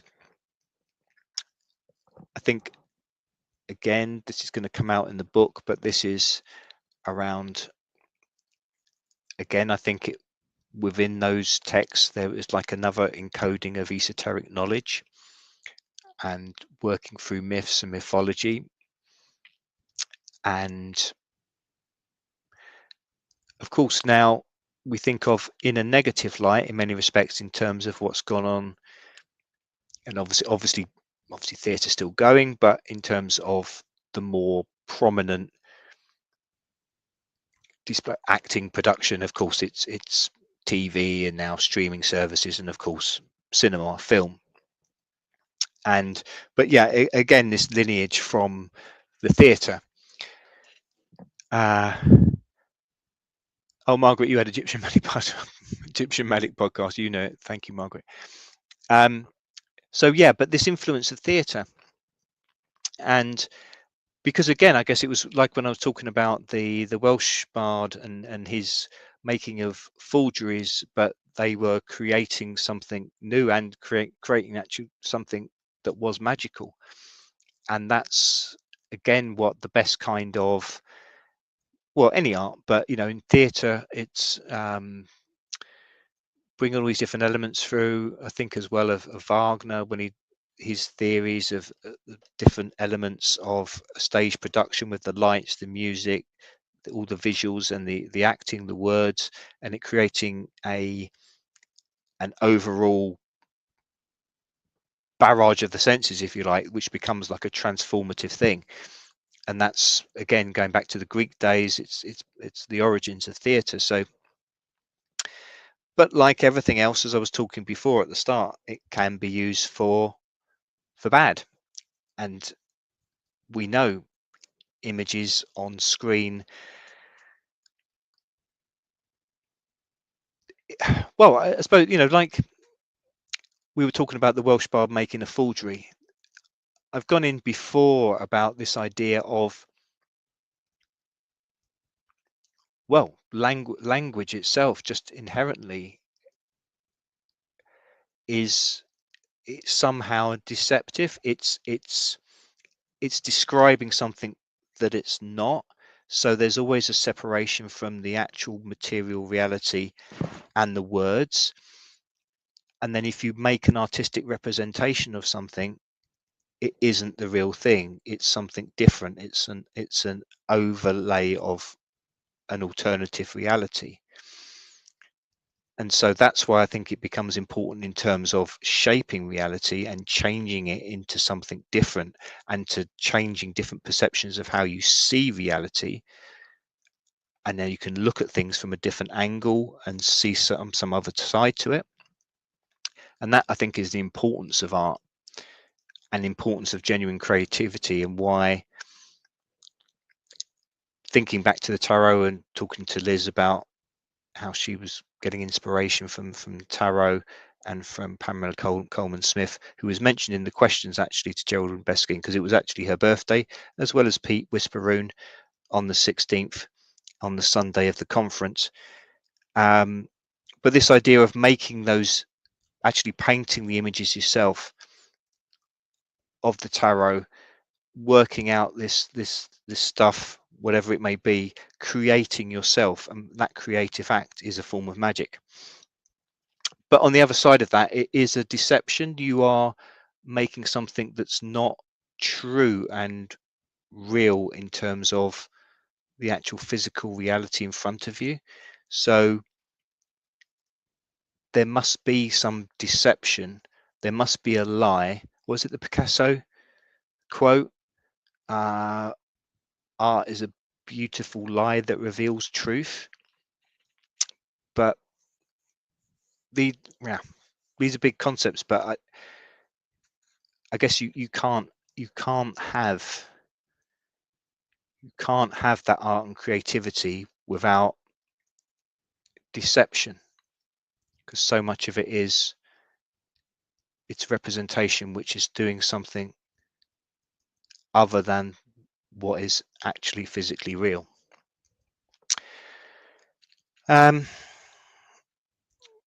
So I'll move on to the next talk. It was the next talk, Dr. Sue Terry, who's an academic, and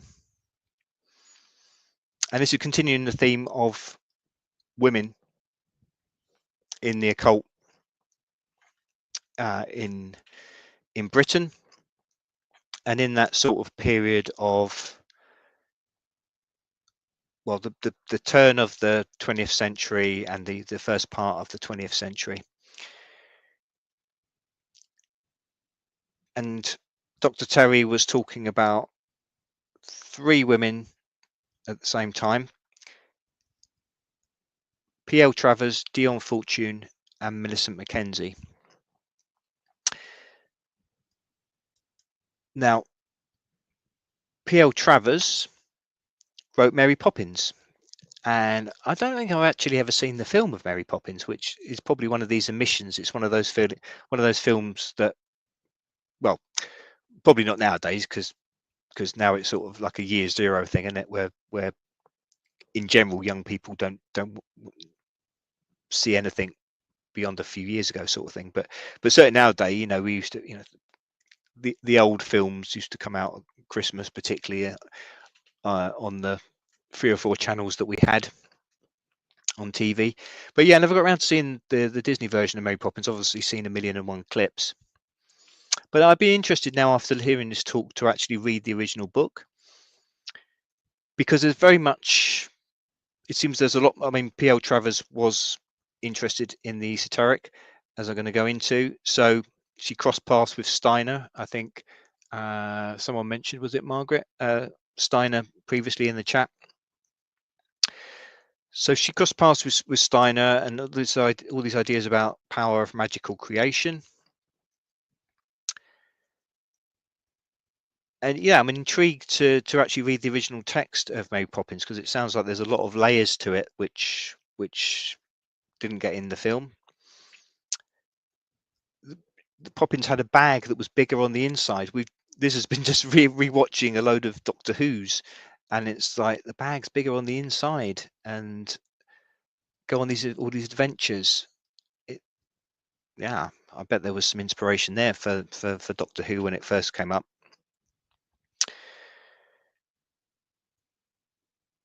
Just again written down some little quotes from the talk. So I think this is around philosophy of P.L. Travers, but forgive me, it may be things connected with people around her like Steiner and stuff. But it's a big idea of looking at the crack between opposites, a unity of all things. There were some drawings. I wanted to try and find some on the internet to to show you, but I couldn't see them on an internet search that I was doing. But they were like some drawings that relating to the original book Mary Poppins, and sort of her sort of flying around the constellations, um, and dancing amongst the constellations in the stars. So I think you can draw parallels between this Mary Poppins character and sort of characters from ancient mythology. But Disney changed it and just made it into these nostalgic stereotypes, the sort of Victorian era nanny. Although obviously, of course, she's magical. And another quote that I wrote down that like really struck me: silence between words. That was something, a big thing for me when I wrote my book on the lost child, and part of that was its relationship to language. And I talked about this lost child creating this void, and this void is sort of representative of this nothingness, like a creatio ex nihilo, great, this the nothingness, the ground of all there is, from which things, everything becomes created out of. So it's the lost child creates this break in reality, a break between worlds, if you like, and also in terms of language, a silence between words. And it's sort of concept. I think there was the French poet Mallarmé supposed to have these sort of gaps and pauses in his poetry, and was it John Cage did that experimental piece of music when it was just someone sitting at piano and not playing anything, and it's all supposed to be you're hearing the ambient noises around you because there's no actual thing as silence, but there's no actual music playing. But these sort of concepts of there being a space between words or silence between sounds, and this idea of nothingness, and you can't have existence without having nothingness. So I wrote that down in my desperate scribbles. Silence between words. Liz gave me an elbow, like, oh, that's your kind of thing. So, and another thing I've written down: literature into spectacle. Again, this idea of creating things. So, as Green Tea mentioned, the idea of spelling. We spell words. They are a spell. And again, that, as we know, words, that the deception of words can be used to control and be destructive to people. But it also can be about being transformative and creating something new and positive. And that's certainly what I'm interested in the use of. But like all these things, going back to the Marrigan talk from Hutton, it's like magic is neutral in that magic itself isn't good or bad. It's just how it's used, and that's all it comes down to. And it's to sidetrack, but I have an argument on Facebook a million years ago with someone who was a bit sort of woke and was trust the science type. And I was like, well, yeah, science technology can be amazing, can be life-saving, can transform people's lives for the better, but also they can destroy them and rip them apart. And it all depends who's using it and how and for what reasons and what's the intention. So yeah, so this P.L. Travers, she had some erotic early poetry, naughty lady, and elements of the archetypal goddess figure. So again, we go back to a goddess, but again with different aspects, like Kali, good and evil, eternal mother, also a destroyer, can be an outcast, embracing transgression, destructive female actions as important as good, I've written down. Don't know if I'd say they're as important. I mean, it's all part of life, and we know, again, like I say, deception is all part as a lie to tell the truth. So I suppose in that respect, and it goes again back to what I was saying about those early Grail legends, and you have a goddess figure, and she's often got the dark aspect to challenge the hero on his journey, and it's all part of this psychological battle we all have, or that it's a quest anyway, a journey, and there has to be this trial, this confronted with the dark aspect, and that can be needed to spark something to get onto another level of the journey, of the trial, to get past something. You have to overcome these things. So I suppose life is about that, always that wrestling of good and evil. But so it's all both essential to life, I suppose. I suppose that's where it's getting that doctrine. But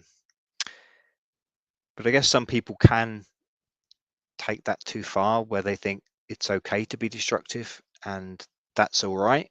And yeah, I'm being goddess-like, and I'm doing my own thing and breaking out of traditional molds. So it's all right if I'm bashing people around me. It's okay because I'm on my own journey.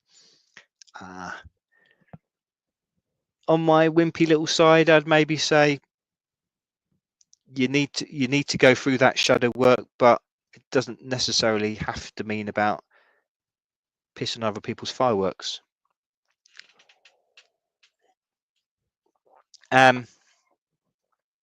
So P.L. Travers, she had interest in theosophy, and also, as I say, in Steiner. She was a member of the Golden Dawn. She was involved with all that scene again. Some of those people visited Rudolf Steiner in Switzerland in 1907, and he came to London in 1912. And he could be seen as a link between theosophy and Golden Dawn. Steiner is again, and this is again one of those things. But then I guess if you exhaust all knowledge, not that any of us ever can, then you've got nothing left to look into.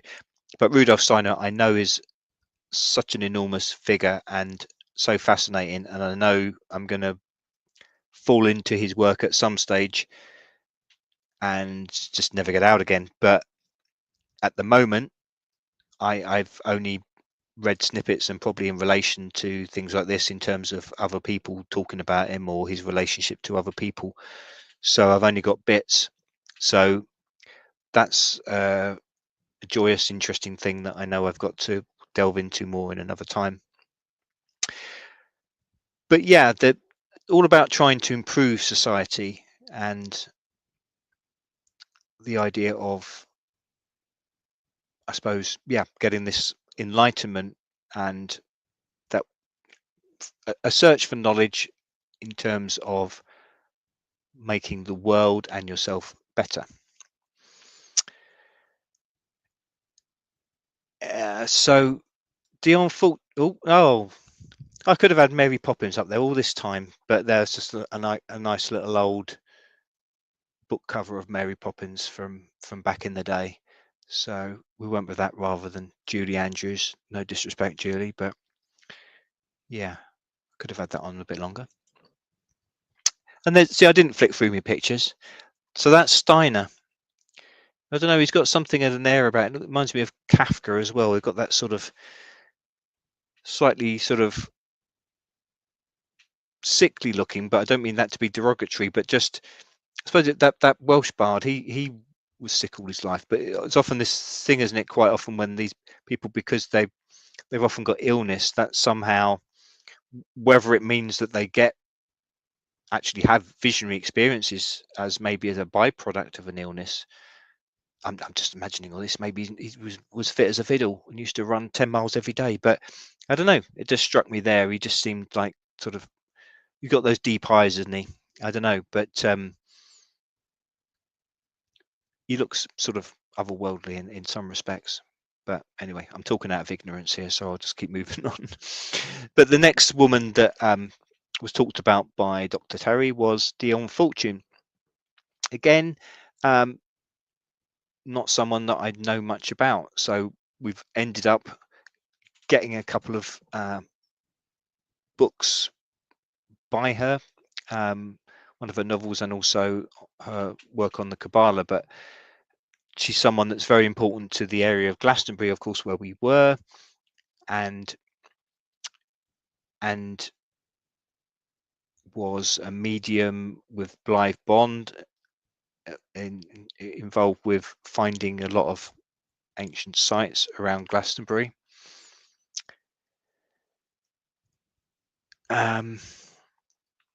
Green tea. I'm always confused at what point a lot of the esoteric went from sharing knowledge behind the backs of the powers that be to then be almost controlled by the powers, or is that way off?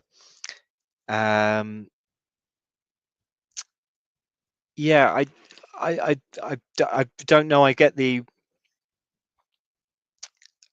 well, I think it was prominent, the old knowledge, in terms of places like Greece and Egypt, but it was still, I suppose, there was a priest class that would be in control of it, but I guess it was more front and center in terms of it being guiding principles, maybe for the majority of the population. But I don't know, it was still then a priest class, so maybe it goes much further back than that.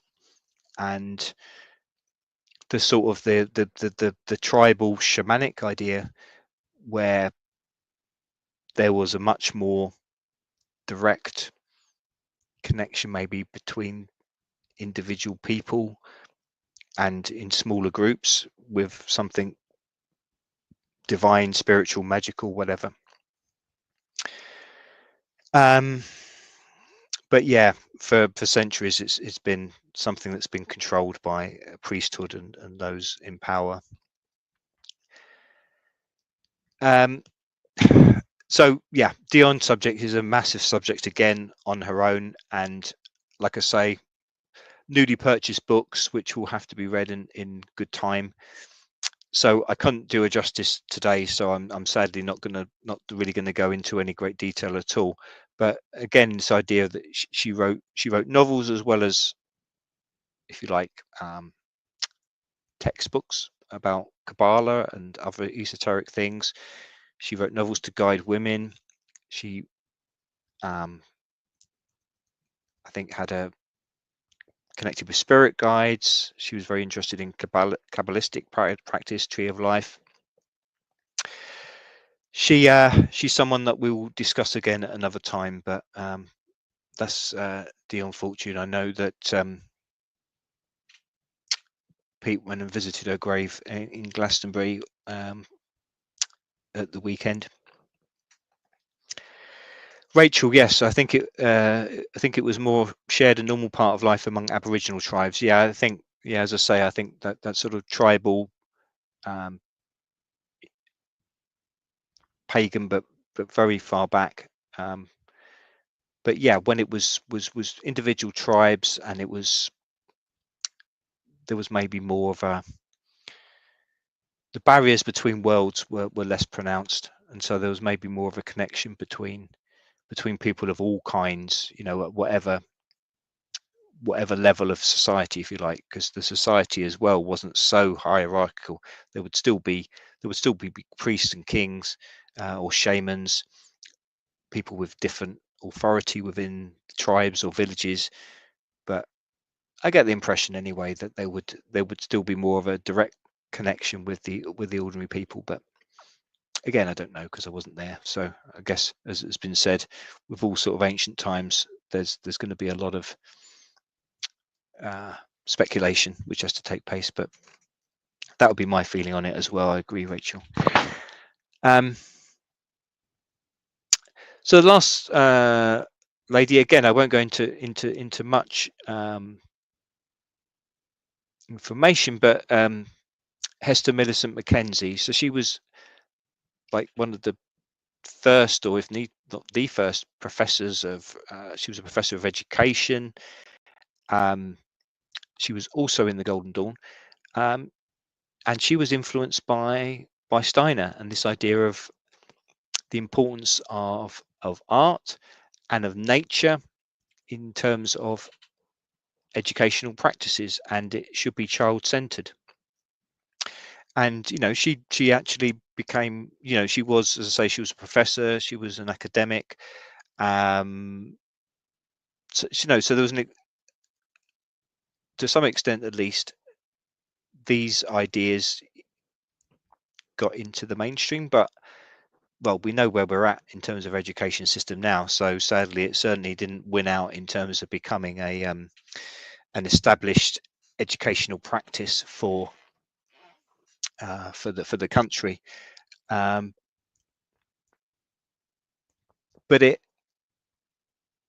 I think it shows the breadth of connections, and with the conspiratorial hat on, a lot of people will be saying, look, yeah, there's someone who's the Golden Dawn and they were a professor of education, so they would have influenced maybe what's going on now. But if she was into Steiner and all these things, she didn't have an influence, unfortunately, in how things are now. So maybe, if she'd had more of a positive influence, things would have been different. But I suppose where a lot of people would say was, so many of these people did have had they're from prominent families, from rich families, a lot of them, and they've certainly been people with influence, people who are famous artistically as a influential theatre, in books, and perhaps that's led to influence. But again, maybe it's got corrupted by other people, lesser people, and it's become, things have been taken up and used as means of control, means of pushing a different agenda. But that's not how the original people intended it. But so now I've got to have great apologies for what the last couple of speakers. I'm so sorry, because I ran out of pictures, time to do pictures and time to get my notes together. So I am extremely sorry. This lovely chap gave a talk, Phil Rayner. He also had a stall, so he's a blacksmith, and he made this, which we purchased from him. Liz got me as a present. There we go. I can't remember, Yalwaz or something. I can't remember the name of it, but it's a mysterious Norse emblem, which no one's really sure what it means, apparently. So actually, let me just get the exact name. Bear with me. Hold on.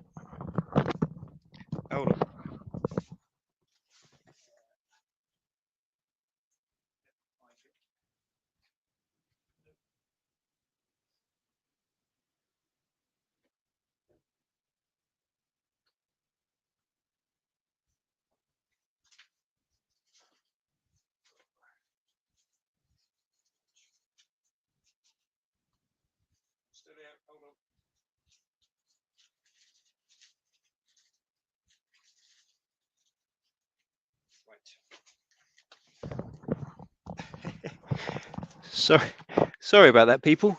I went off piece there for a bit.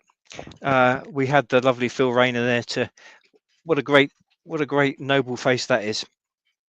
So yeah, I got it totally wrong. This symbol that I'm wearing around my neck is called the Valknut, one of the most widely discussed yet enigmatic of all the symbols that appear in connection with Norse mythology. Archaeologically, it appears on several rune stones and memorial stones.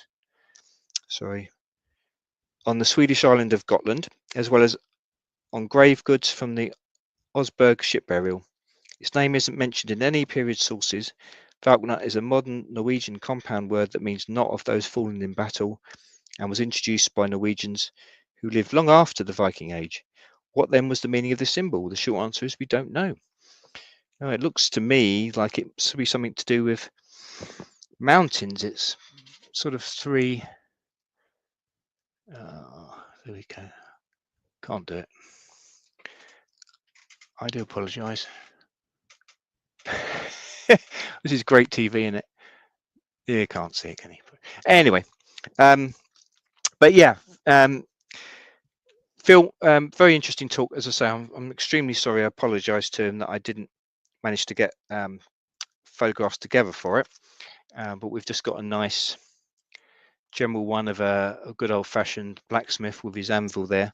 But he was talking about the different mythologies around the blacksmith. And of course, you've got this notion of bringing up the material from the earth, putting it in fire, the force of energy upon it, to bend it, create something new out of it, melt the molten metal. It's all very alchemical, and it's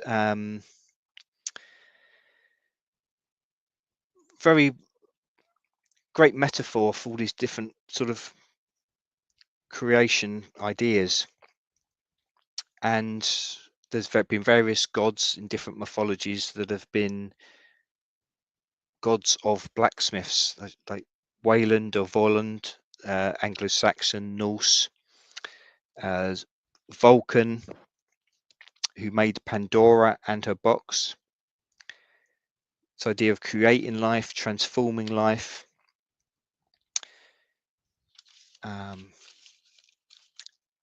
The Wayland Smith, the good smith in England. The legend of this king wanting him to keep producing stuff, so he chained him in an island to an anvil. And Phil was saying it's like, that's not going to work. You've got some sort of great deity of a blacksmith, and you chain him to but he's on an island, but he's got an anvil, he's got tools. He said it's like putting the A-team and B&Q. They're going to have you get everything to create some fierce weaponry, and ended up winning out. And this king sent all his sons over, and this Wayland Smithy defeated them all and made them into goblets or something. I think the interesting idea Phil was talking about, the idea like in Norse mythology, where they've got, as you know, Tolkien took that up, where the dwarves were the iron makers, the blacksmiths. They were the ones that made that mined and made things from metal in the mythology. And he was sort of saying he wondered if that came partly, so much of these smiths worked in those olden times, and they worked in pits, so they were sort of low down, sort of almost underground, low. And maybe this, how we got this idea of them being these sort of short, hunched creatures, I don't know. But I think it was saying as well that there was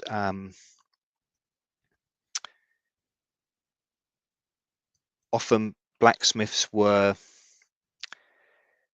disabled in the lower limbs in the old times, and said it sort of made sense that people could become blacksmiths because they had great upper arm strength, because they would have had to use their upper body for everything moving about.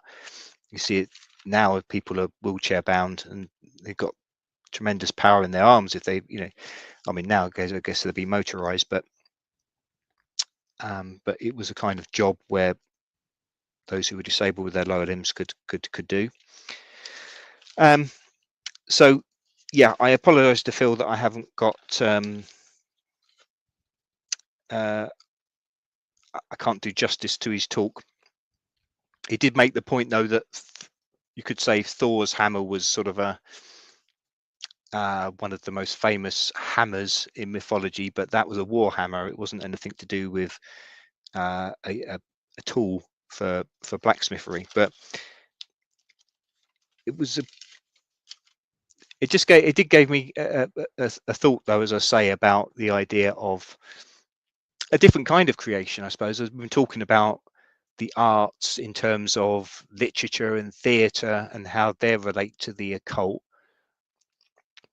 But it was good to have this, someone who practically applied creation in terms of raw materials, prima materia, and with bloody hard work, strength, physical strength, but also applying creativity that way. And making things from the earth and making them into something which could be magical, obviously, you know, things that would be used for ceremonial purposes as well as very practical purposes, and as well as for the tools of war.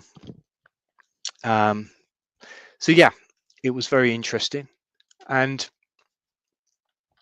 the final speaker, I haven't even got a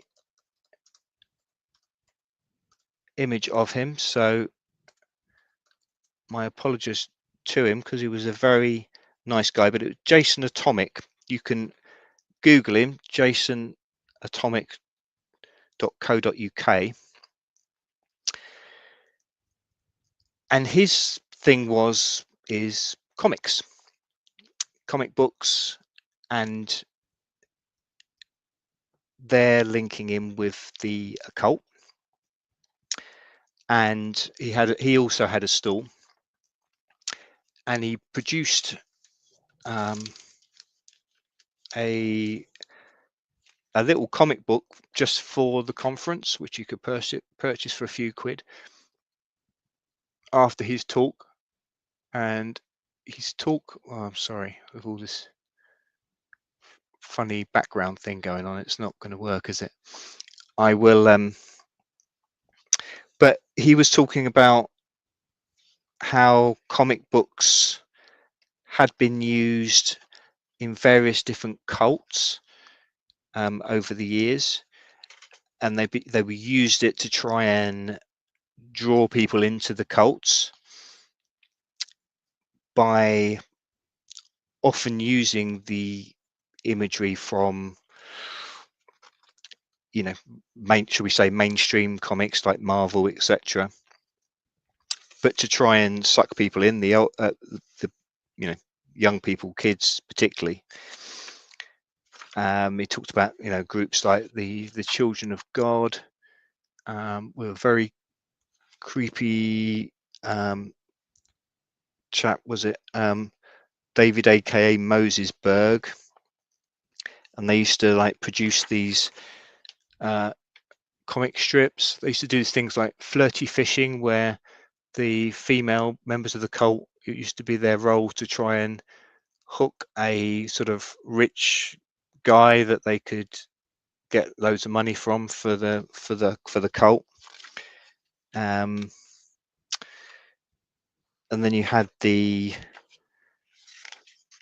cult in Japan that was responsible for that cyanide attack.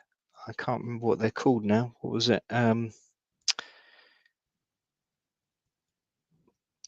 Or the guy was Shoko Asahara, and again had this sort of cult where he had got all these people together and got them to, at least, well, I think some people did die this attack in Tokyo, this gas attack. But it's interesting that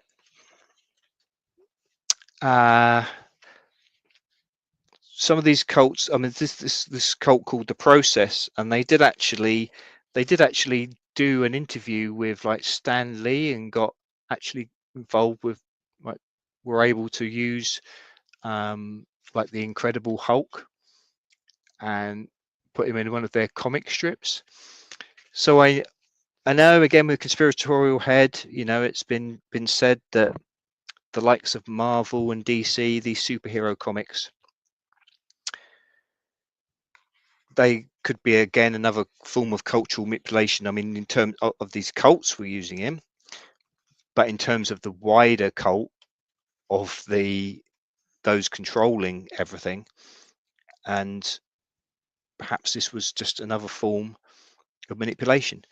But then on another level, like I was saying, just to go back, when I was talking about the Marrigan, and how often when things became Christianized, to try and keep the population on board, they would write stories of these deities, but instead of the pagan deities, they would then make them into like human heroes and villains, whatever, but they would be humans, maybe with certain powers, but they wouldn't be gods and goddesses because there was only one Christian God.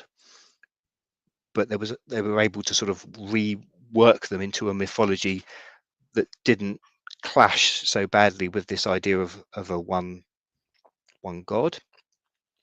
But this idea of these people having special powers, although they weren't deities, and then that you could say that was the beginnings of maybe the superheroes, and what eventually led to comics like Marvel, etc. And of course, as was mentioned in Jason's talk, they, you know, the writers of some of these comics had interest in old mythology, and of course Thor particularly was a major character in the Marvel comics and obviously in the later films. So it was very much yeah, Margaret, like Bridget as well, you know. So they so yeah, they this idea of, I suppose on one level it's just a different form of mythology, and it's making magic again, but it can be used in a bad way. Now, as we've talked before about one of these cults that was mentioned here, let me just find it. Was it called the Process, Church of the Final Judgment? Now, I think it was this one that, yeah, so I talked about this if you go back to my Dark Hollywood talk, because they appeared around, they started in Britain, as far as I understand. Yeah, formed in London in 1966 by the architect Roger de Grimstone and his dominatrix Mary Ann McLean. The couple met as members of the Church of Scientology in the early 60s and left to form a splinter group.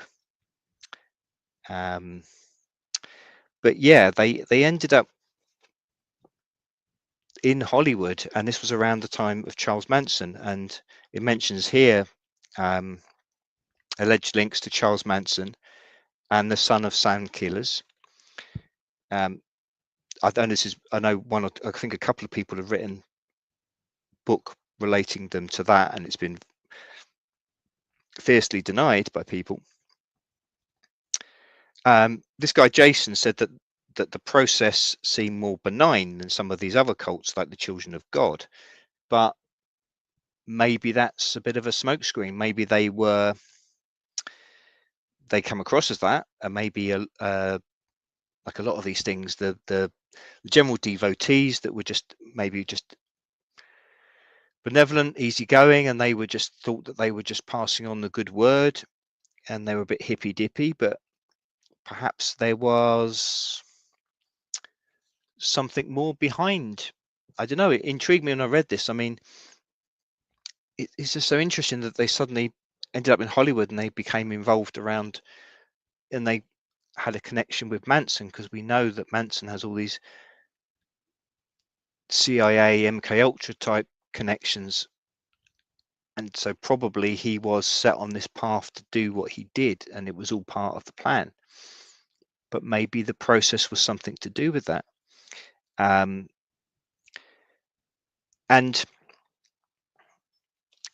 as it's still on their channel, and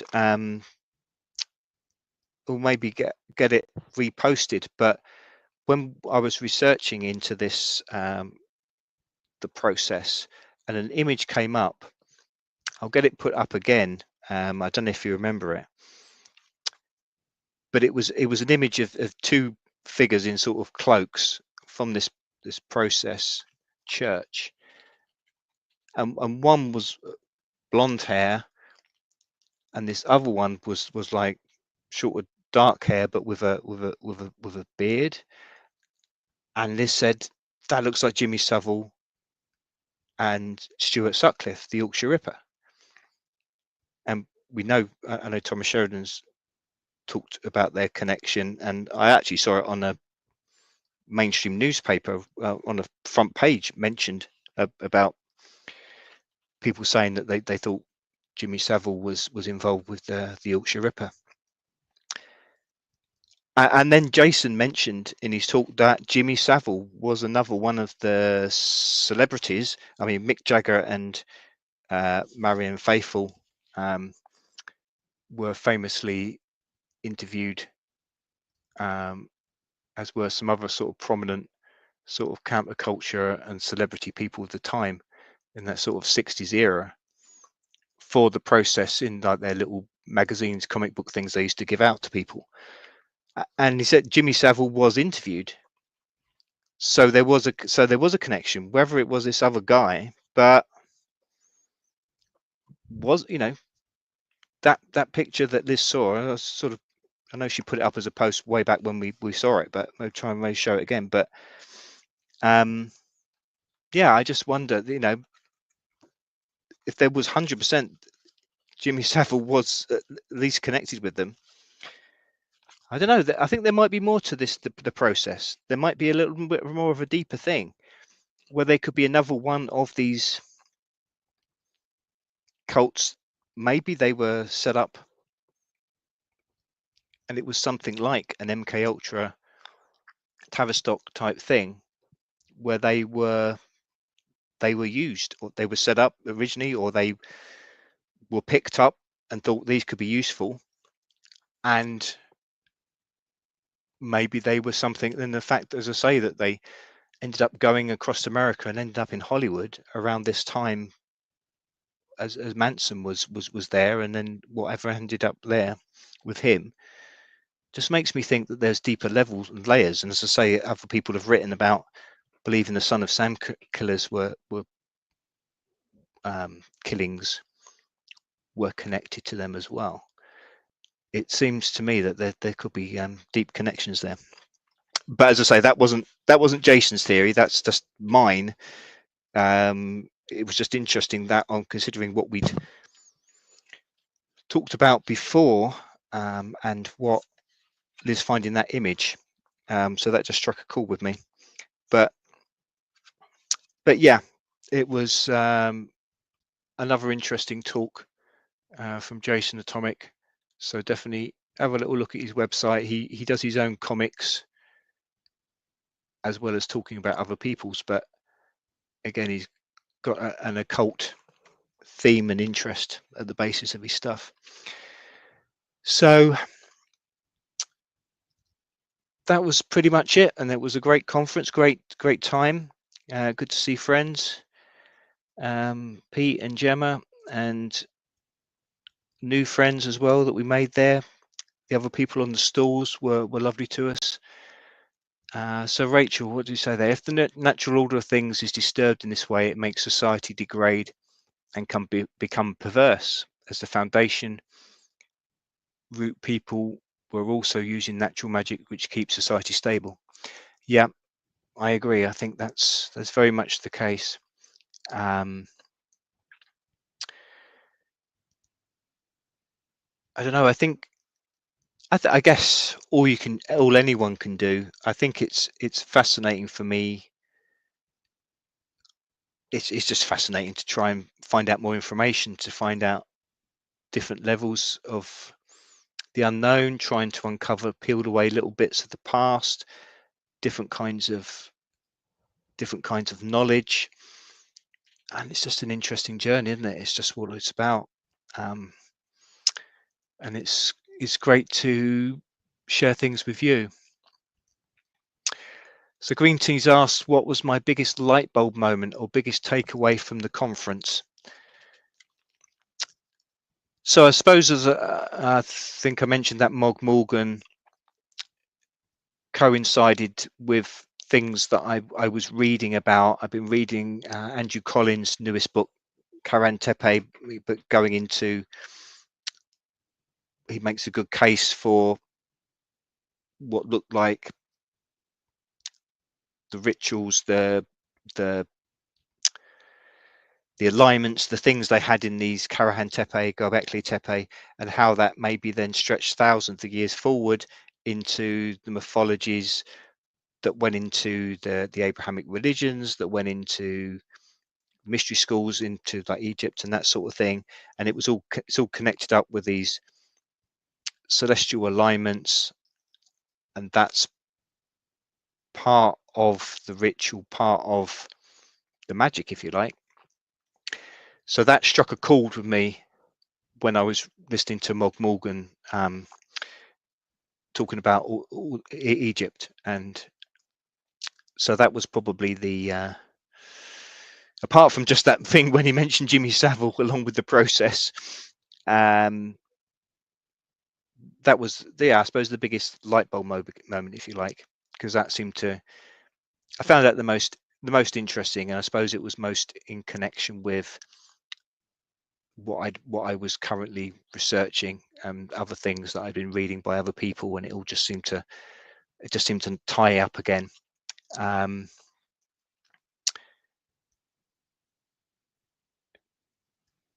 Johnny's saying that picture that is posted could well have been Savile in California. There was a lot of transatlantic music stuff going off then. Yeah. I don't know if he always seemed, whenever I've heard about him, it seemed very much locked to the UK. I mean, obviously, yeah, of course, there was so much transatlantic stuff involving music, but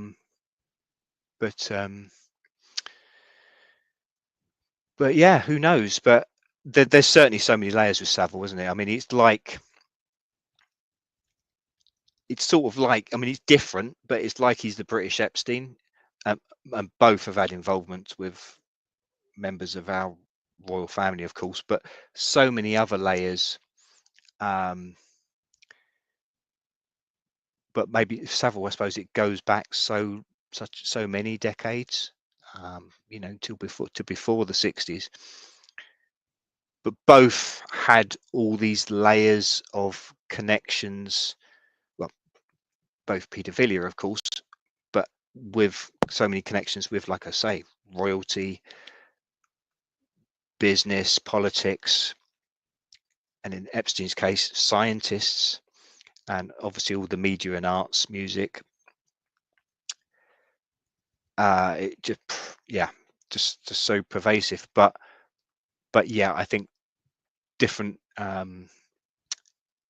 levels with both of them. There's much more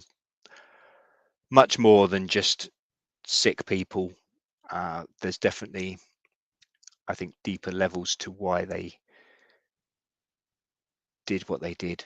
Not saying they were connected, but that sort of using those dark practices for manipulation. I think there has been sort of talk about Jimmy Savile having some sort of dark occult connections, but again, occult is just means hidden, doesn't it? So I think often with a lot of people, they say, oh, they use the word occult and it's automatically in their mind it's a thing of evil.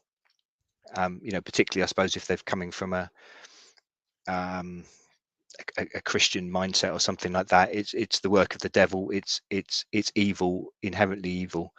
And I certainly don't think that's the case, and I don't think the people, not that I got to know people that deeply in terms of the conference, those people that I'd never met before, but certainly seemed very lovely people, the ones that I did speak to. And so yeah, I don't think they were doing anything nefarious.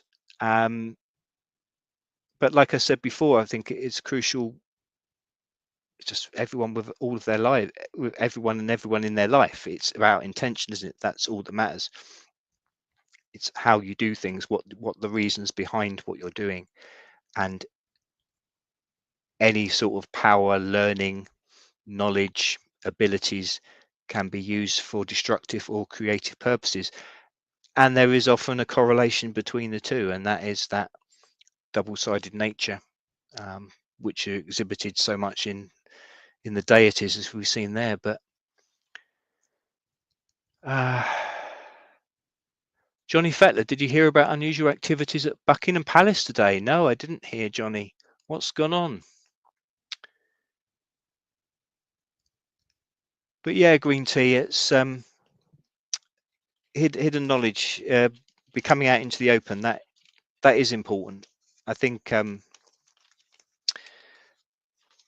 that is an important lesson, and I suppose more good people wanting the right things for themselves, for others, people they around them, and for the world, more of them have knowledge, then the better it is.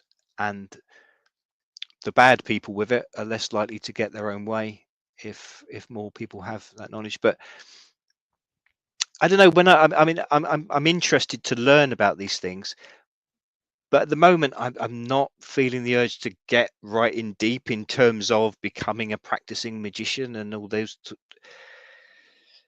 I guess there's still an element of it would scare me, and the idea of opening yourself up, and the, I would think a danger with that, that there's something that you can't control that could take you over, that you're opening yourself up to. I know, I'm sure people that do practice this, who go into it a serious way and often have, you know, very good teaching about it. And I suppose that's what organizations like the Golden Dawn were about. And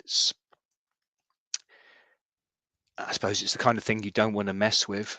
You can't take lightly and play around like a parlor game, and then you could end up in some sort of mad situation. Oh, Johnny, there was some sort of emergency exit with cars and helicopters. Well, I don't know. No, I haven't seen any of that. Well, I keep out the mainstream news, but I know sometimes you can't avoid it. It just pops up if you like, as soon as you turn on your computer or something. Green tea, in some ways, maybe we are all already practicing magic, but are completely unaware of the rituals we do every day. Yeah, I think that's true. I think we do all have, and we all have an effect on the people around us, and things we do and say have an effect. So I think that's true. It's so I guess that's part of the process then, to work out our own power, but also to work it through in how we deal with life. Yeah, you got a lot of agreement, green tea. But it's great to be back and see you all again in your chat. You haven't abandoned us. I know you haven't, and it's lovely that you're back and still interested in us. Rachel, synchronicity is like magic. I think that's true. It's all part of it. It is something that happens all around us, even if we don't consciously work for it, I think. Well, yeah, like I say, I'm still researching the book. It's going to be a long time in the well. I was hoping to have something ready by the time of the symposium in July, but I think it's going to be, it's too big a project. If you think of those talks that I did over the last year, like each talk obviously was looking in general at maybe one or perhaps two books, but big books, big subjects. And then there's always more reading or more information from talks, like we had at the Occult conference. So it's continual learning. I guess at some stage, if you've got to like say, right, I just need to just concentrate on what I'm know up to this point, and I need to get that into a book. So it's going to happen, but it may be more like the end of the year or beginning of the year. But bear with us. We'll still keep posting things. As you may have seen, I did start to do a podcast. We've just got a couple of things out there. Should be available on Spotify, but Podomatic. But again, if you go into their craftynihilist.com website that Liz has put together, there's links to the podcast as well as to the YouTube, and I think the Rumble, Liz's art, and so thank you, green tea. I've missed you all too, But yeah, thanks for the hot off the press news, Johnny. We'll try and check out on that. Apparently it's not in the mainstream, but interesting things going on. But don't be deceived by people, because yeah, smoke mirrors, the theatre, the occult, the hidden. We know they try and deceive us, but we can work out their game and we can beat them at it. And we've got power too. So I love you all. Keep enjoying your lives. Stay strong and powerful, people. And we'll be posting stuff, and I'll try and do another live stream before too long, because I miss you all too much if I don't have one. So love to you all, and see you very soon.